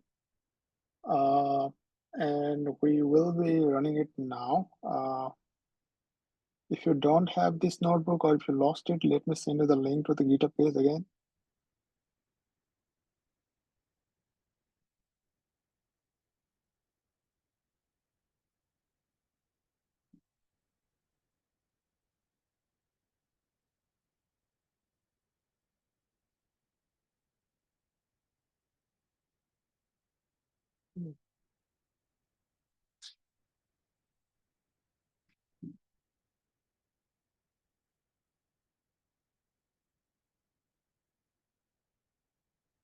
And also we'll be using the same data that we had yesterday.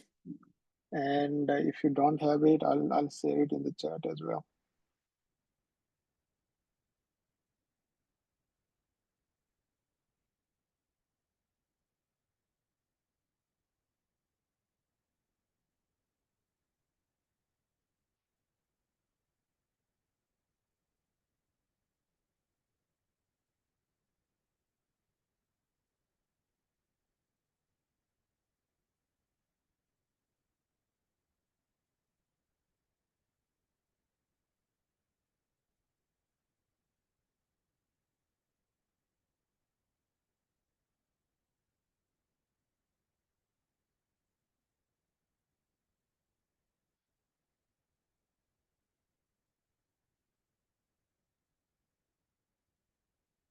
Okay, so the first thing we need to do is uh,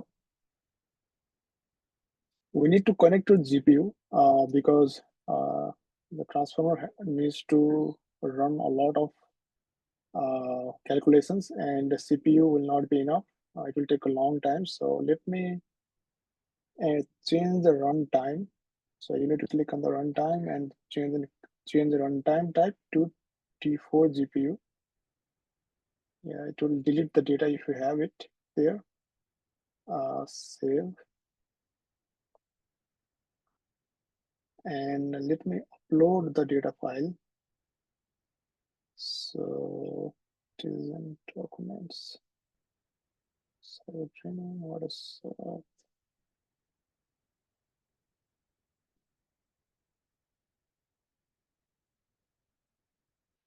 okay.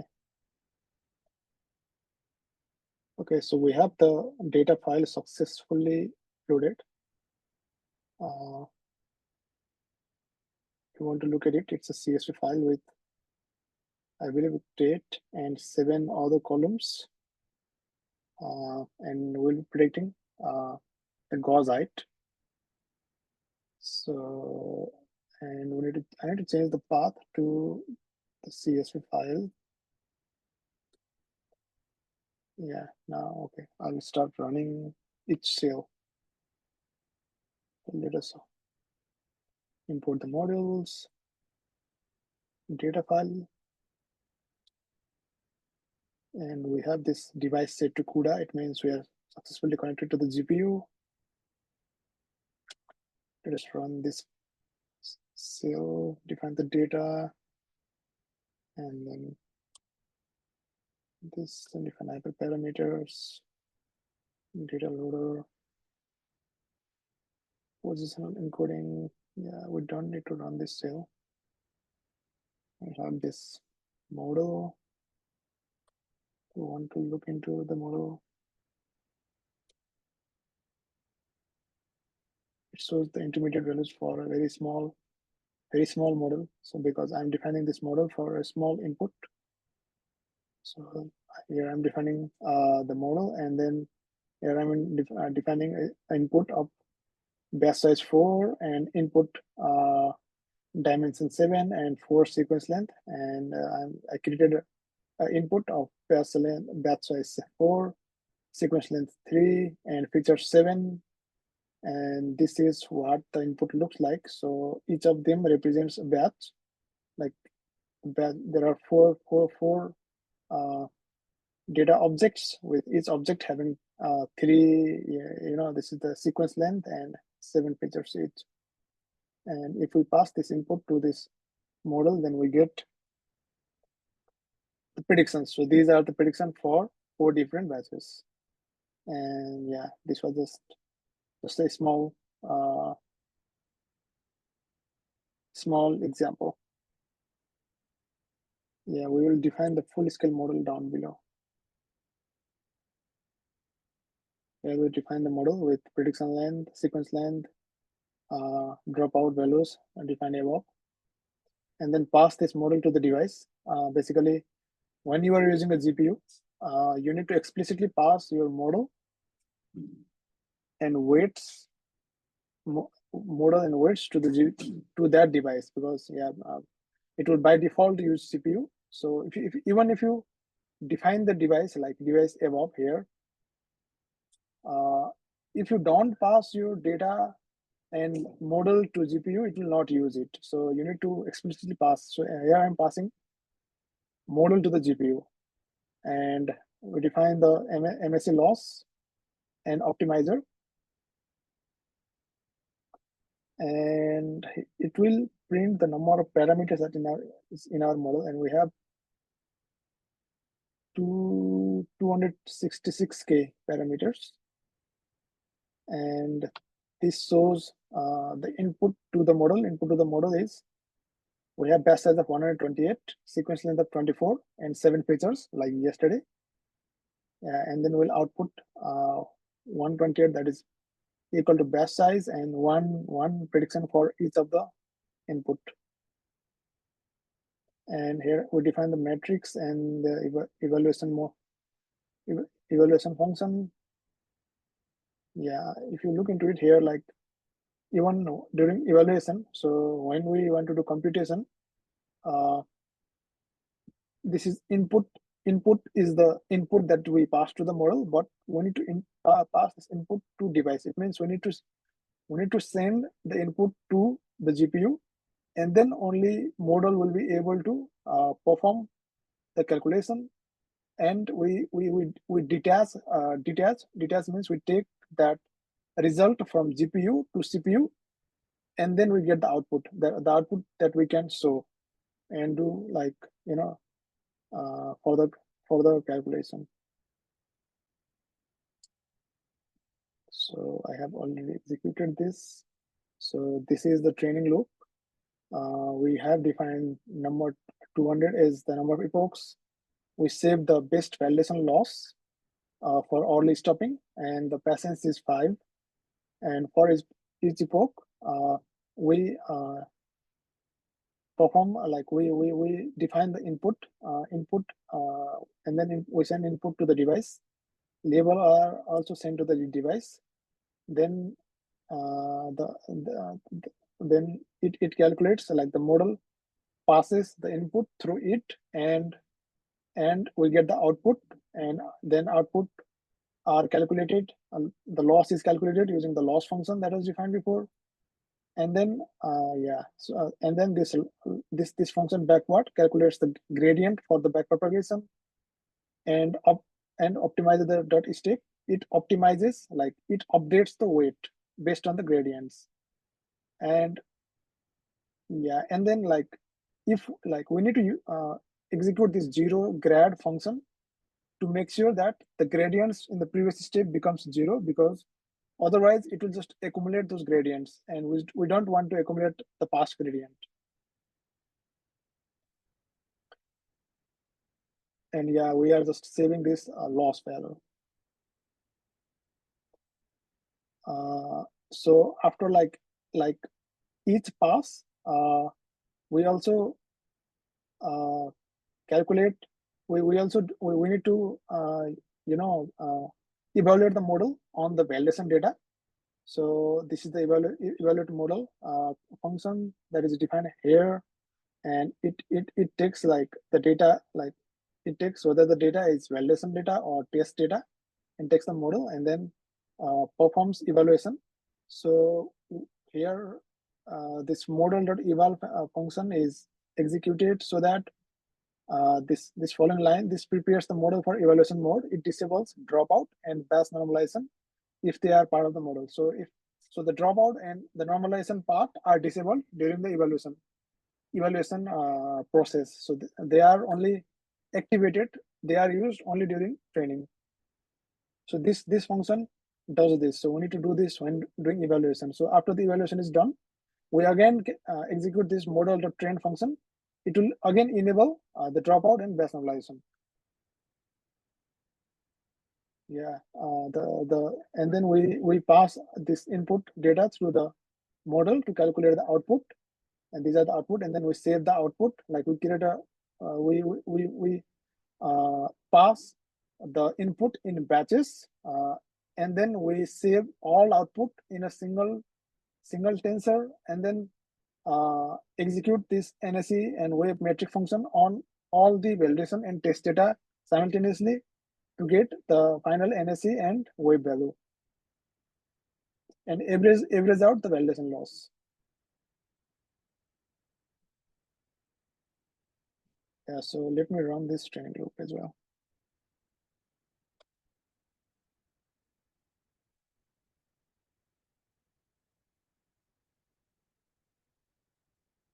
Also, let me run this evaluation model because yeah, it will complete the training process above and then execute this cell to perform the evaluation on test data, and then it will plot the results as well.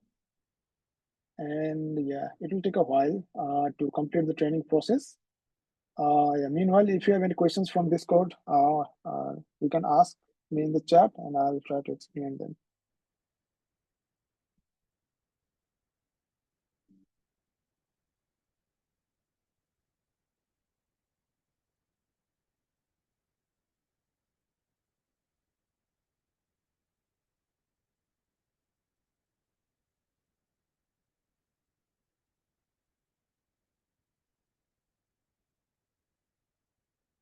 So I have a comment called I'm getting an error while passing the output to device. It shares name device is not found. So I think you might have forgotten to execute this cell. Could be the case. Otherwise, it should work. Yeah, make sure to execute each cell sequentially.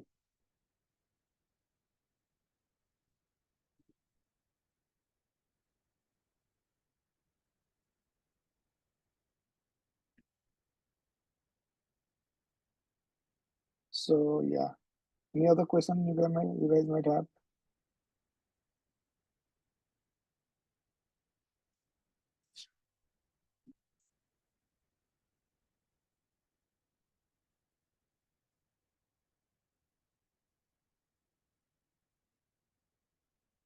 So if you don't have any question while the model is training, I'll load another notebook file and explain you about hyperparameter tuning. And the notebook that is associated with hyperparameter tuning is, let me send you on the chat.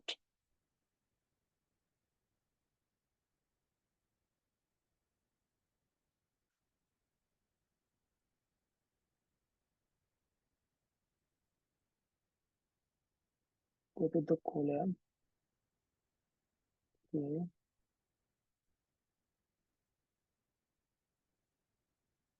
So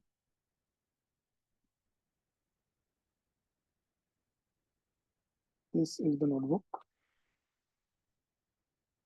You can just open another collab and then go to the GitHub and paste the notebook and select the first option.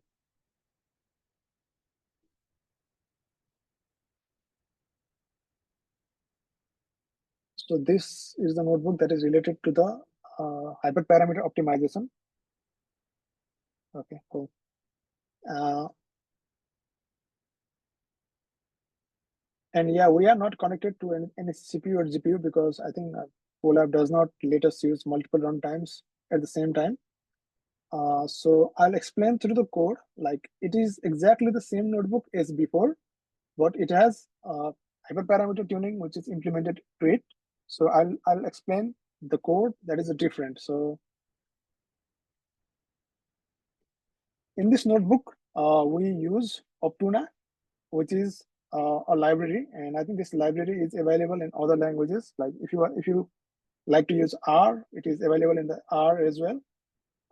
To find the optimum values of hyperparameters, and in this notebook, we specifically optimize the values of learning rate, weight decay, positional encoding dropout, and encoded layer dropout. And Optuna is a Python package specifically designed for hyperparameter tuning, and we need to define a range of possible values for each of the hyperparameters.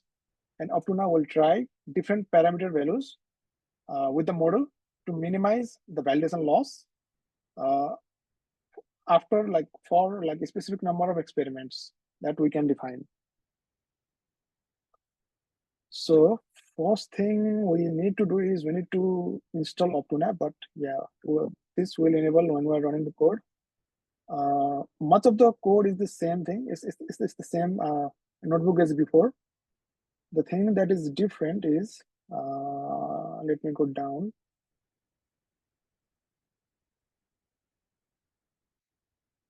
So this cell is the different one.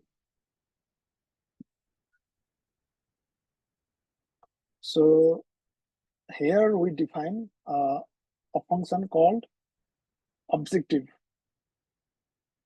And in the objective function, the training loop of the model is within the objective function. And this objective function is taking this trial is an input. Okay, trial is passed by the Optuna package. So this trial is an object that is obtained from Optuna package, and we pass this trial to this objective function. And objective function, it returns the best validation loss. So since our objective is to minimize the validation loss, and it is returned from this objective function, the Optuna module, it will take this validation loss. It will calculate the validation loss for different trials, and it will run different trials, calculate validation loss, and then it will choose a trial where the validation loss is minimum, because those are our optimized hyperparameters. And before that, in the objective function, we define here we define the search space of the hyperparameters. Optuna has different techniques. I think Professor taught in the morning. Like there are different techniques that Optuna can use, or we can enable in Optuna for hyperparameter tuning. And one of them is Bayesian optimization, and this is done using this TPE sampler. Yeah, and that's why we are importing this TPE sampler from Optuna samplers and passing it. We will pass it to the we'll use this TPE sampler for sampling process, sampling this hyperparameter. So first, what we need to do is we need to define the search space of the hyperparameter. So for example, like we have this learning rate is one of the hyperparameter, and we are defining here using this trial.suggest log uniform. This LR is the name of the variables learning rate, and this 1e minus 4, it means 10 to the power minus 4, and it defines the minimum value of learning rate that Optuna will choose from. And 10 to the power minus 1 minus 2 is 10 to the power minus 2, and that is the maximum value of learning rate Optuna will choose. Like Optuna will experiment with the different values between this range for this learning rate. And same goes for weight decay, which it will choose value between 10 to the power minus 5 and 10 to the power minus 2, which is we have defined here. So we need to explicitly define the range of each of the hyperparameters, and same goes for this dropout values. And for like how do you determine what is the range of these hyperparameters is? yeah, you look into the literature, like you look at what people have done before, or you make some educated guess, and you define the space of this if hyperparameter value. In the next step, after defining these hyperparameters with this trial object, it defines like a learning rate, and we need to pass this learning rate and we take this to our model. So we define the model here, and we pass this positional dropout and encoder layer dropout are passed to the model, and learning rate and weight decay are passed to the optimizer. And we are passing model to device. And then I'm setting number of epochs is 10 here. If you remember correctly, in our previous notebook, which has actually executed correctly, we had a number of epochs is 200. And like it has completed training. So we see it, then I think the optimum, yeah, I think, yeah. So this is the minimum validation loss, 0.000229 with a presence of 5. It already stopped here, saved the model at this epoch number 20, now epoch number 19, and it loads the best model and then performs evaluation on the testing data, and this is the output. So if you have results from yesterday, then you can compare it. I think the result is better than the MLB model, but not quite good as LSTM. So I believe like if you perform proper hyperparameter tuning, then you can get similar kind of results. So I was explaining that we have defined the number of epochs as 10 while performing the hyperparameter optimization, and I have also defined the patience as only 1 because in here we want to compare between different experiments, different trials, and we want to complete, like we want to make sure that those experiments run fast. So we can actually define the number of books as 200 or patience as 5. That will be totally fine. The thing is, each experiment will take a longer time to complete. So since like we don't have a lot of time, I'm just keeping the number of epochs as 10 and patience as 1. Actually, you can only define patience as 1 or 2 during your hyperparameter tuning, so that the model, so the it will stop calculating if it does not improve like only once or twice, and that will be good enough to compare between different experiments. So this training loop is exactly the same as the previous training loop. At the end, we we obtain this average validation loss, and we have early stopping as before.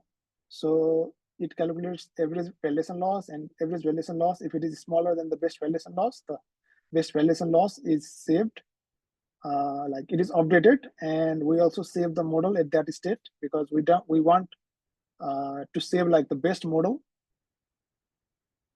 And yeah, if like if it is if the validation loss is less than the best validation loss, then we check at the patience, and if it is less than if the number of epochs for which validation loss does not improve for certain patients, then we stop training.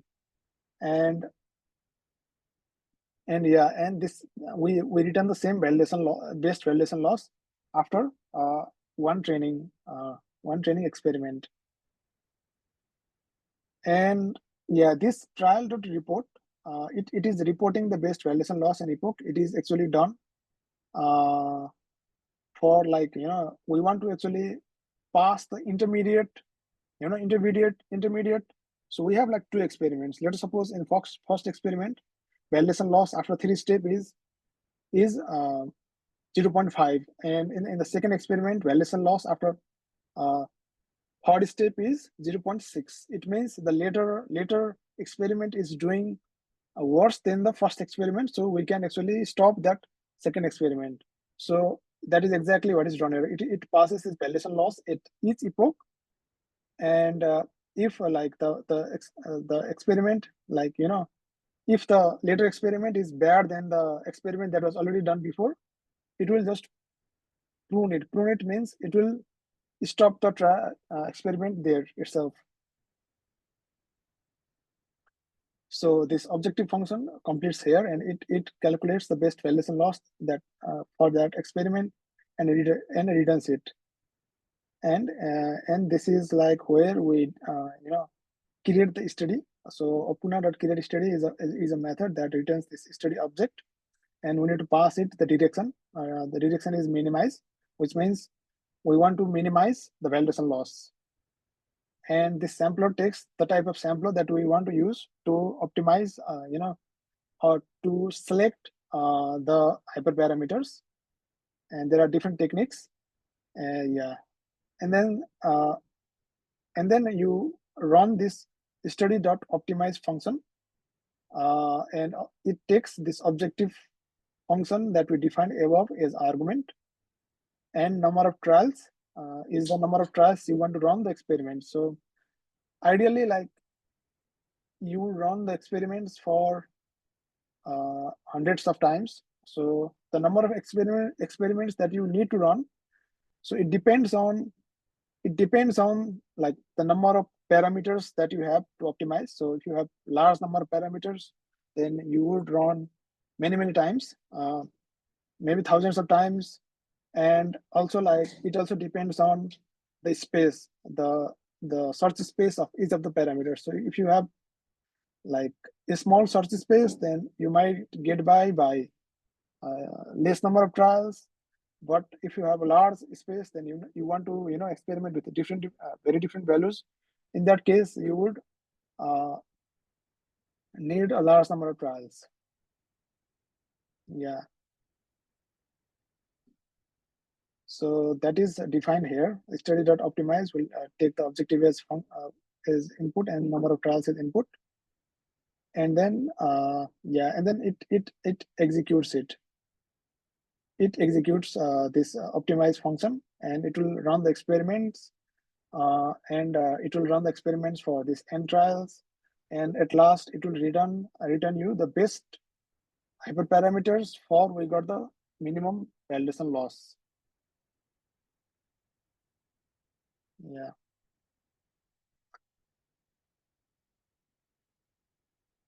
Yeah, and these are just some of the outputs of the study that I'm printing.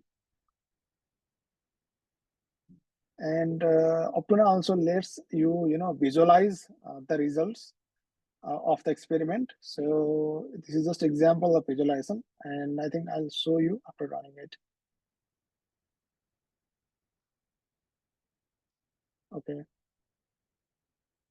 Yeah, that's all. I mean, I'm using the Optuna here for the hyperparameter optimization in a transformer model, but it's very general. It can be used with any type of model. For example, you can actually use the same process with ARIMA or SARIMA model. If you have hyperparameters that you want to tune, you want to automatically tune it. You just need to define the space and then run the experiments. I have actually done it for many other kind of models, like some physical models. So it works great.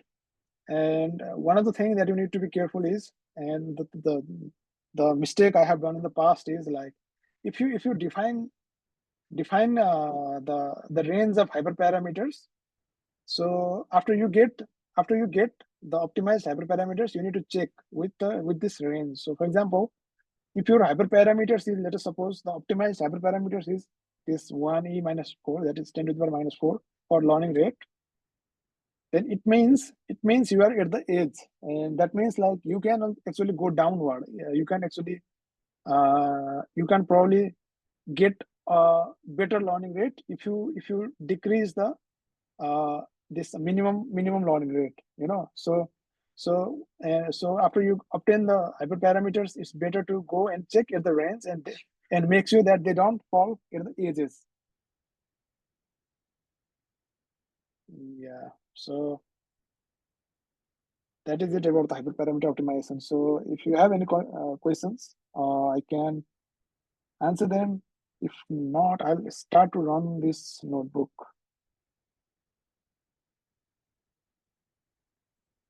Okay.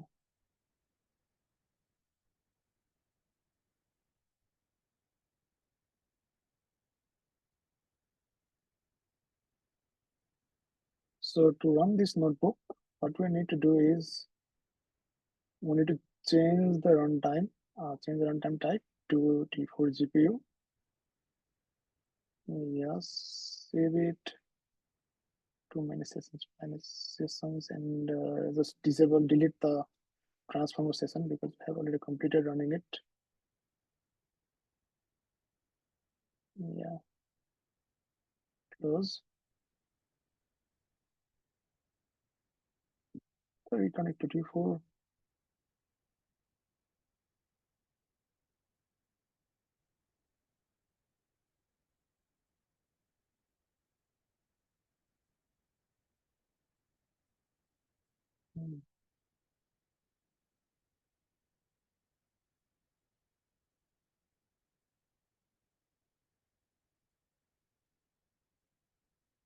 Let me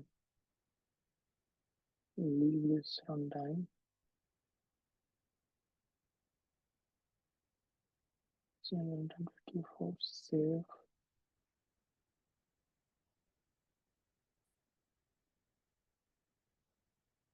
What is happening? Okay, I think it's connected now. So let us upload the data file again. Same data file, anidata.csv. Okay, and this Optuna is not pre-installed in the Colab, so we need to install it. And for that, this commenter, it is the commented line. Remove the comment, like, and then run it. And anyway,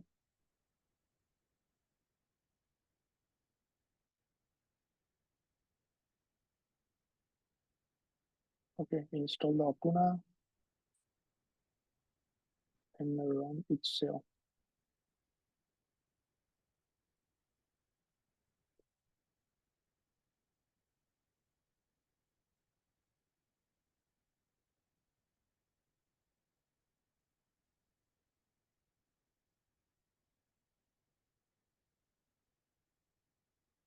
Yep, it has started doing the experiment, started running the experiments. And it's dedicated in memory with name this. Yeah.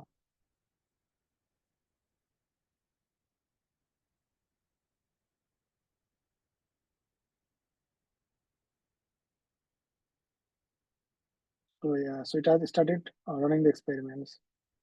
So it can take a while to run and complete the experiment. In the meanwhile, if you have any questions related to other transformer or hyperparameter tuning, I can answer them.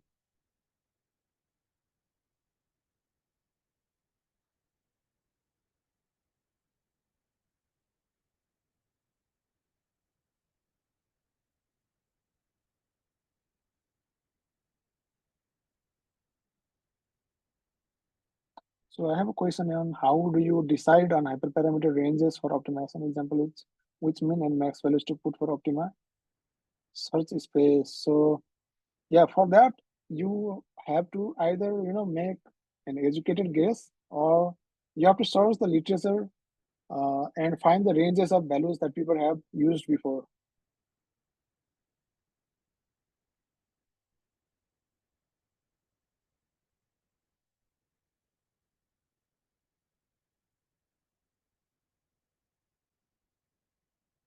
So there is a question about what are the advantages of using a meta heuristic algorithm such as NSCA2, as Dr. Samadi mentioned, versus the standard methods available within the Optuna framework for hyperparameter tuning.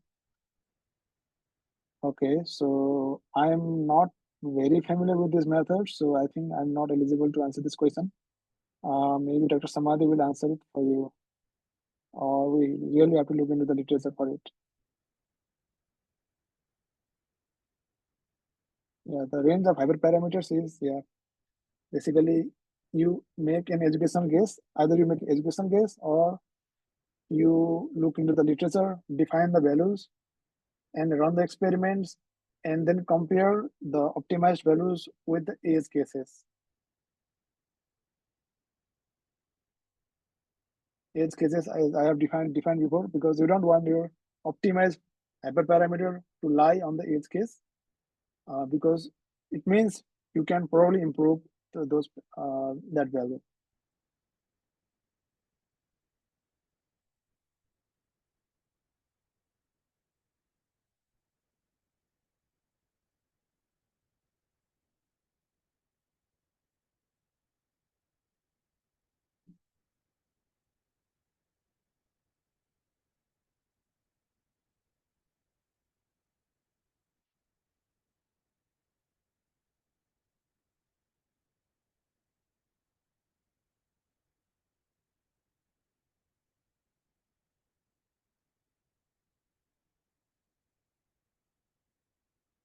Yeah, looks like for one of the trial it ranges up to 7 epochs.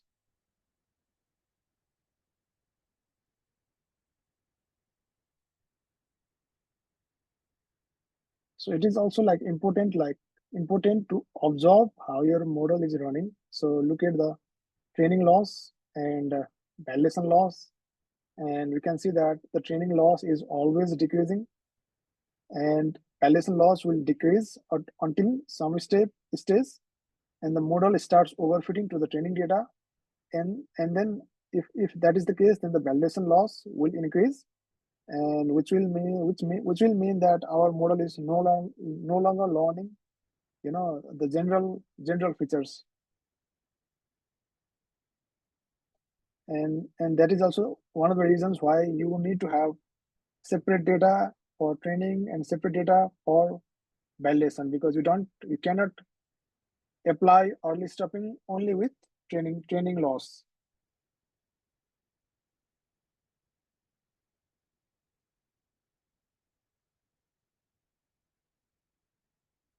So those things are some of the things that you need to be careful about while training your models.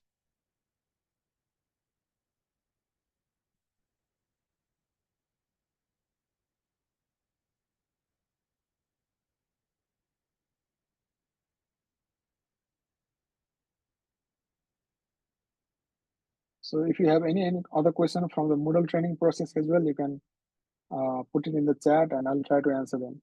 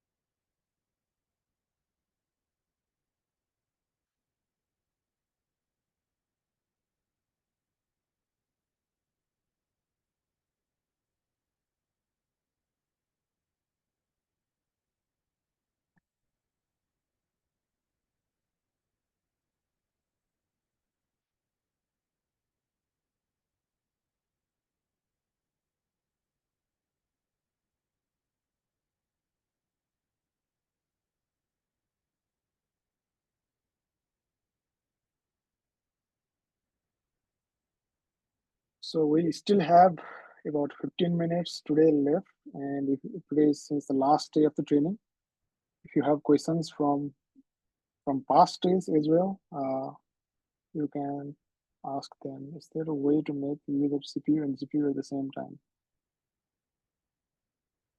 Uh,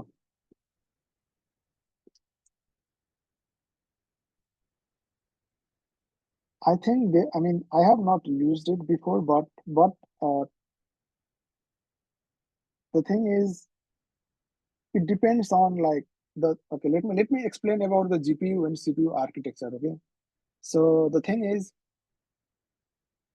CPU, CPU and GPU are different because CPU has few processing nodes. CPU has, I mean, you may have heard of, like, I don't know, octa core, hexa-core, like they have 6 core, 8 core processors, and those processors are very fast. So the CPU processes are very fast, and there are few number of processors. But GPU process, like a GPU can have thousands of processors, but they are not as fast as CPU processors. And objectively, the GPU processor is used if you want to do a lot of calculations in parallel. So, for example, uh, in almost all the deep learning and most of the computing, GPUs are used for matrix multiplication because you need to do a lot of multiplications and additions very fast, and they can be done in parallel. And because of that, they built GPUs, where GPUs have a large number of processors that can run very fast and perform those calculations at once. And they are, designed for that kind of task. And CPU are used for sequential processing. So, I mean, our computer itself, it is right now, it is using both GPU and CPU. In the GPU, it is doing the model training and the model calculation. Like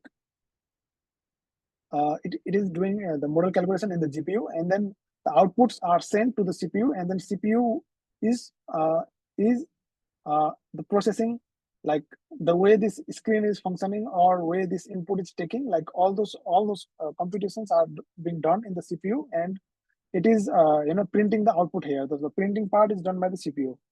So CPU and GPU are here, like they are used together. So, but if you want to, I mean, if you have a large number of CPUs and large number of GPUs, then I think there are methods and libraries people have developed that use both CPU and GPU, a large number of CPU and GPU together to perform optimized computation. But yeah, it's not intuitive because they are built for different kind of computation process. I hope that answers your question, Nasan. It was a nice question. It was a great question, actually.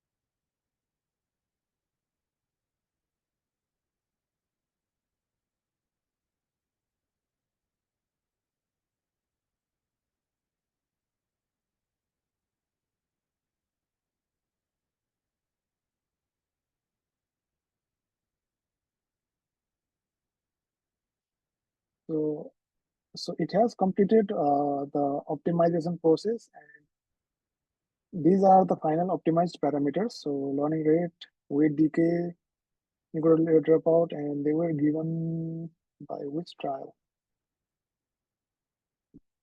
Mhm. This was the best validation loss. So we can actually do the visualization. So I execute this cell, it saves the visualization in an HTML file. So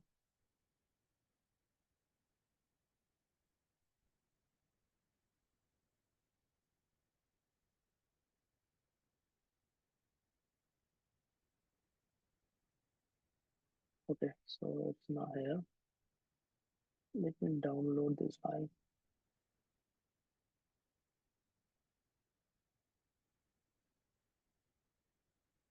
I open this file. So this is the visualization, and this is the objective value. Objective value is the validation loss, and these are the trials, and it is plotting the objective value versus trials. And I think it found the best objective value, the minimum objective value on trial 3. So this trial 3 is the best here, and these are the objective value calculated at different trials.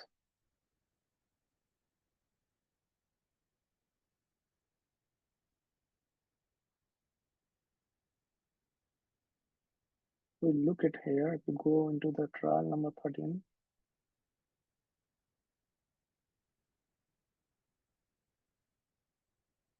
the trial 13 finished with the value of this. So the hyperparameters that were used in this trial were found to be best hyperparameters. So we need to save these hyperparameters, and then and when we were defining the hyperparameters above, we need to take and change these parameters. So that is how we got the best kind of hyperparameter values.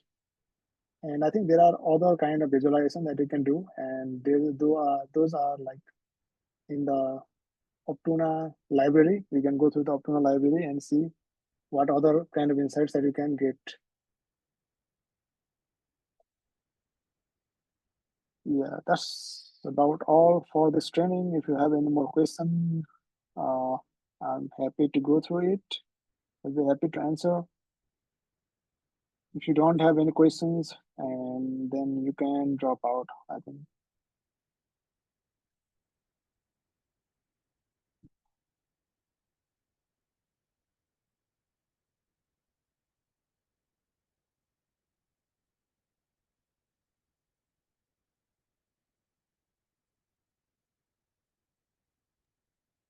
Okay, there are some questions. Did you try to answer them, Krishna? Yes, Professor, I did answer them. How do you determine the range of hyperparameter for optimization? Hi, Hassan. I just responded to Galena. So basically you have your absolute value. For example, let's say your hyperparameters change from 0 to 10. And then you specify the search space for each hyperparameter within your objective function and narrow down that value. You use the trial kind of functions that you give low and high value of each hyperparameter, and it narrows down for you. So this is the method that you use for running that genetic algorithm that we discuss, NSGA2. So that is based on narrowing down the absolute value in your code.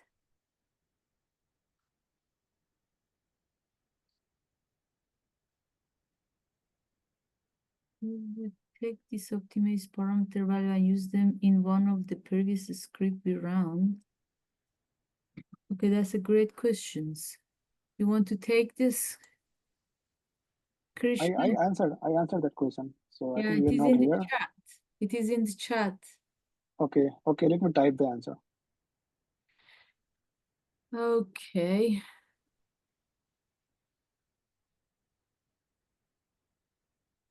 Mm.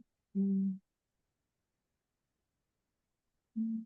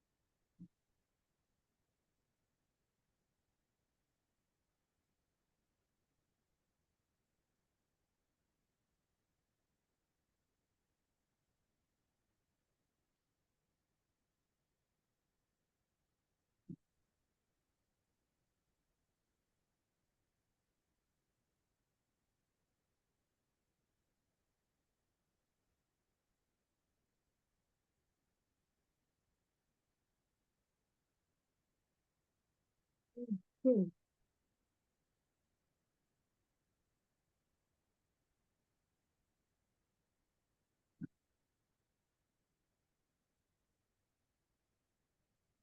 So there is a question of which method is better, search with ranges like Optima does, or search with discrete values like grid search. So the thing is, like, if you have a large number of hyperparameters, like let's suppose we have four hyperparameters here. We have four hyperparameters, and what is it? We have four hyperparameters, and if we want to test, let us suppose, five values for each hyperparameter, then in total we will have 5 to the power 4 combinations of hyperparameters. That is, 5 to the power 4 is 25 into 25, 625. So we need to run 625 trials to test 5 parameter each for 4 hyperparameters. So that is a lot of numbers, and it can grow very large if you want to test 10 different values for each hyperparameter, and so on. And if like normally, like, you have many more hyperparameters, because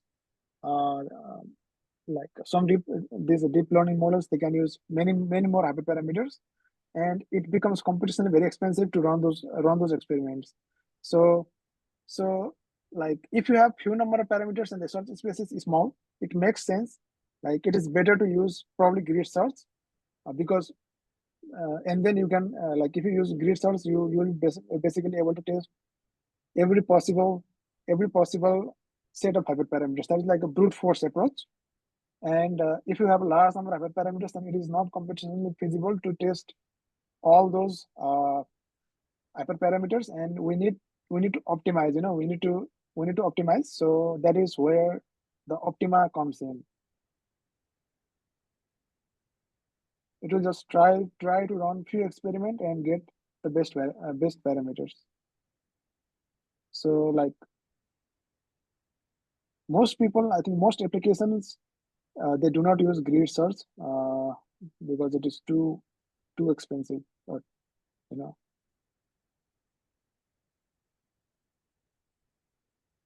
I hope that answers your question, Galina.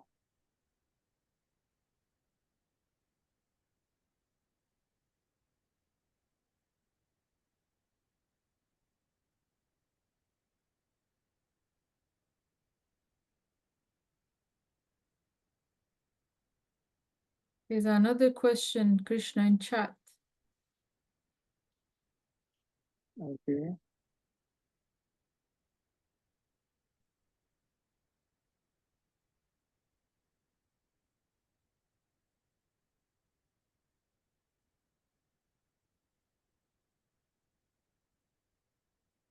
Why I'm getting the straight horizontal line near to zero, even though I was using same parameters as suggested? What could be the reason with?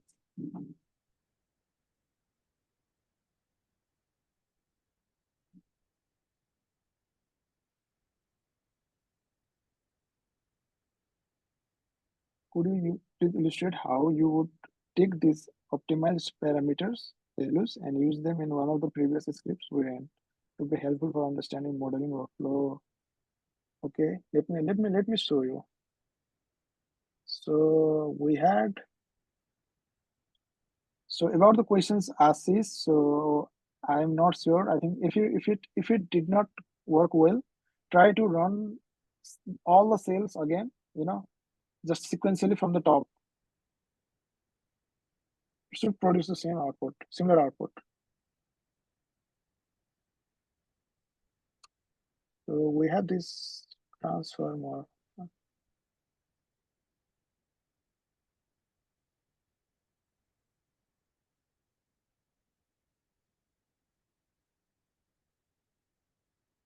So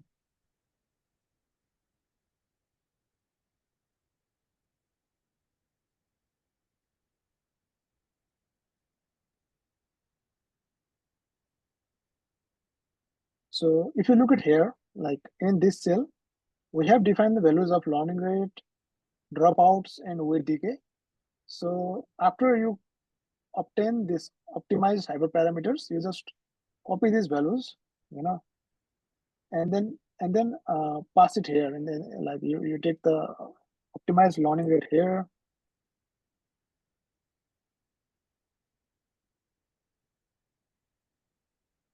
weight decay,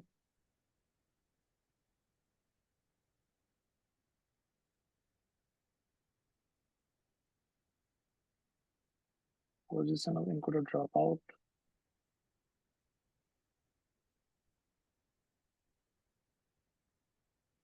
Okay, Krishna, it is 3 o'clock. You done?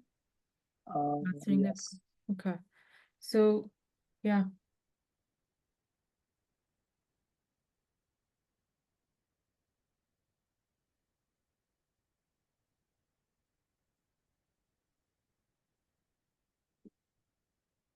And we save them, and then we rerun this uh, whole file and compute the output.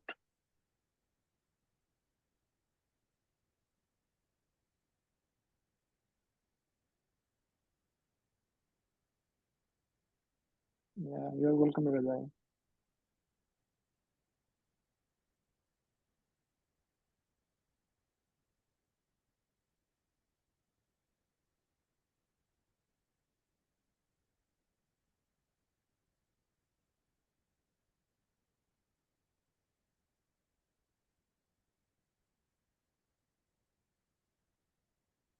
Okay, Krishna, done? I Okay. tried optimized parameters within the first notebook, but got worse results. Not by much, but still worse. Why could this be happening? I tried to optimize parameters. I think you need to run on. Okay, so you need to run more experiments. I think because I actually ran about 100 experiments beforehand using this hyperparameter tuning and got those parameters and then used those parameters in uh, this transformer.ipynb file. So here I'm just running 20 experiments, and because of that, the optimized hyperparameters are not as good.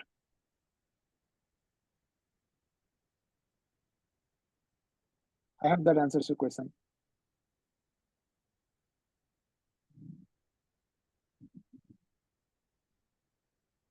Okay.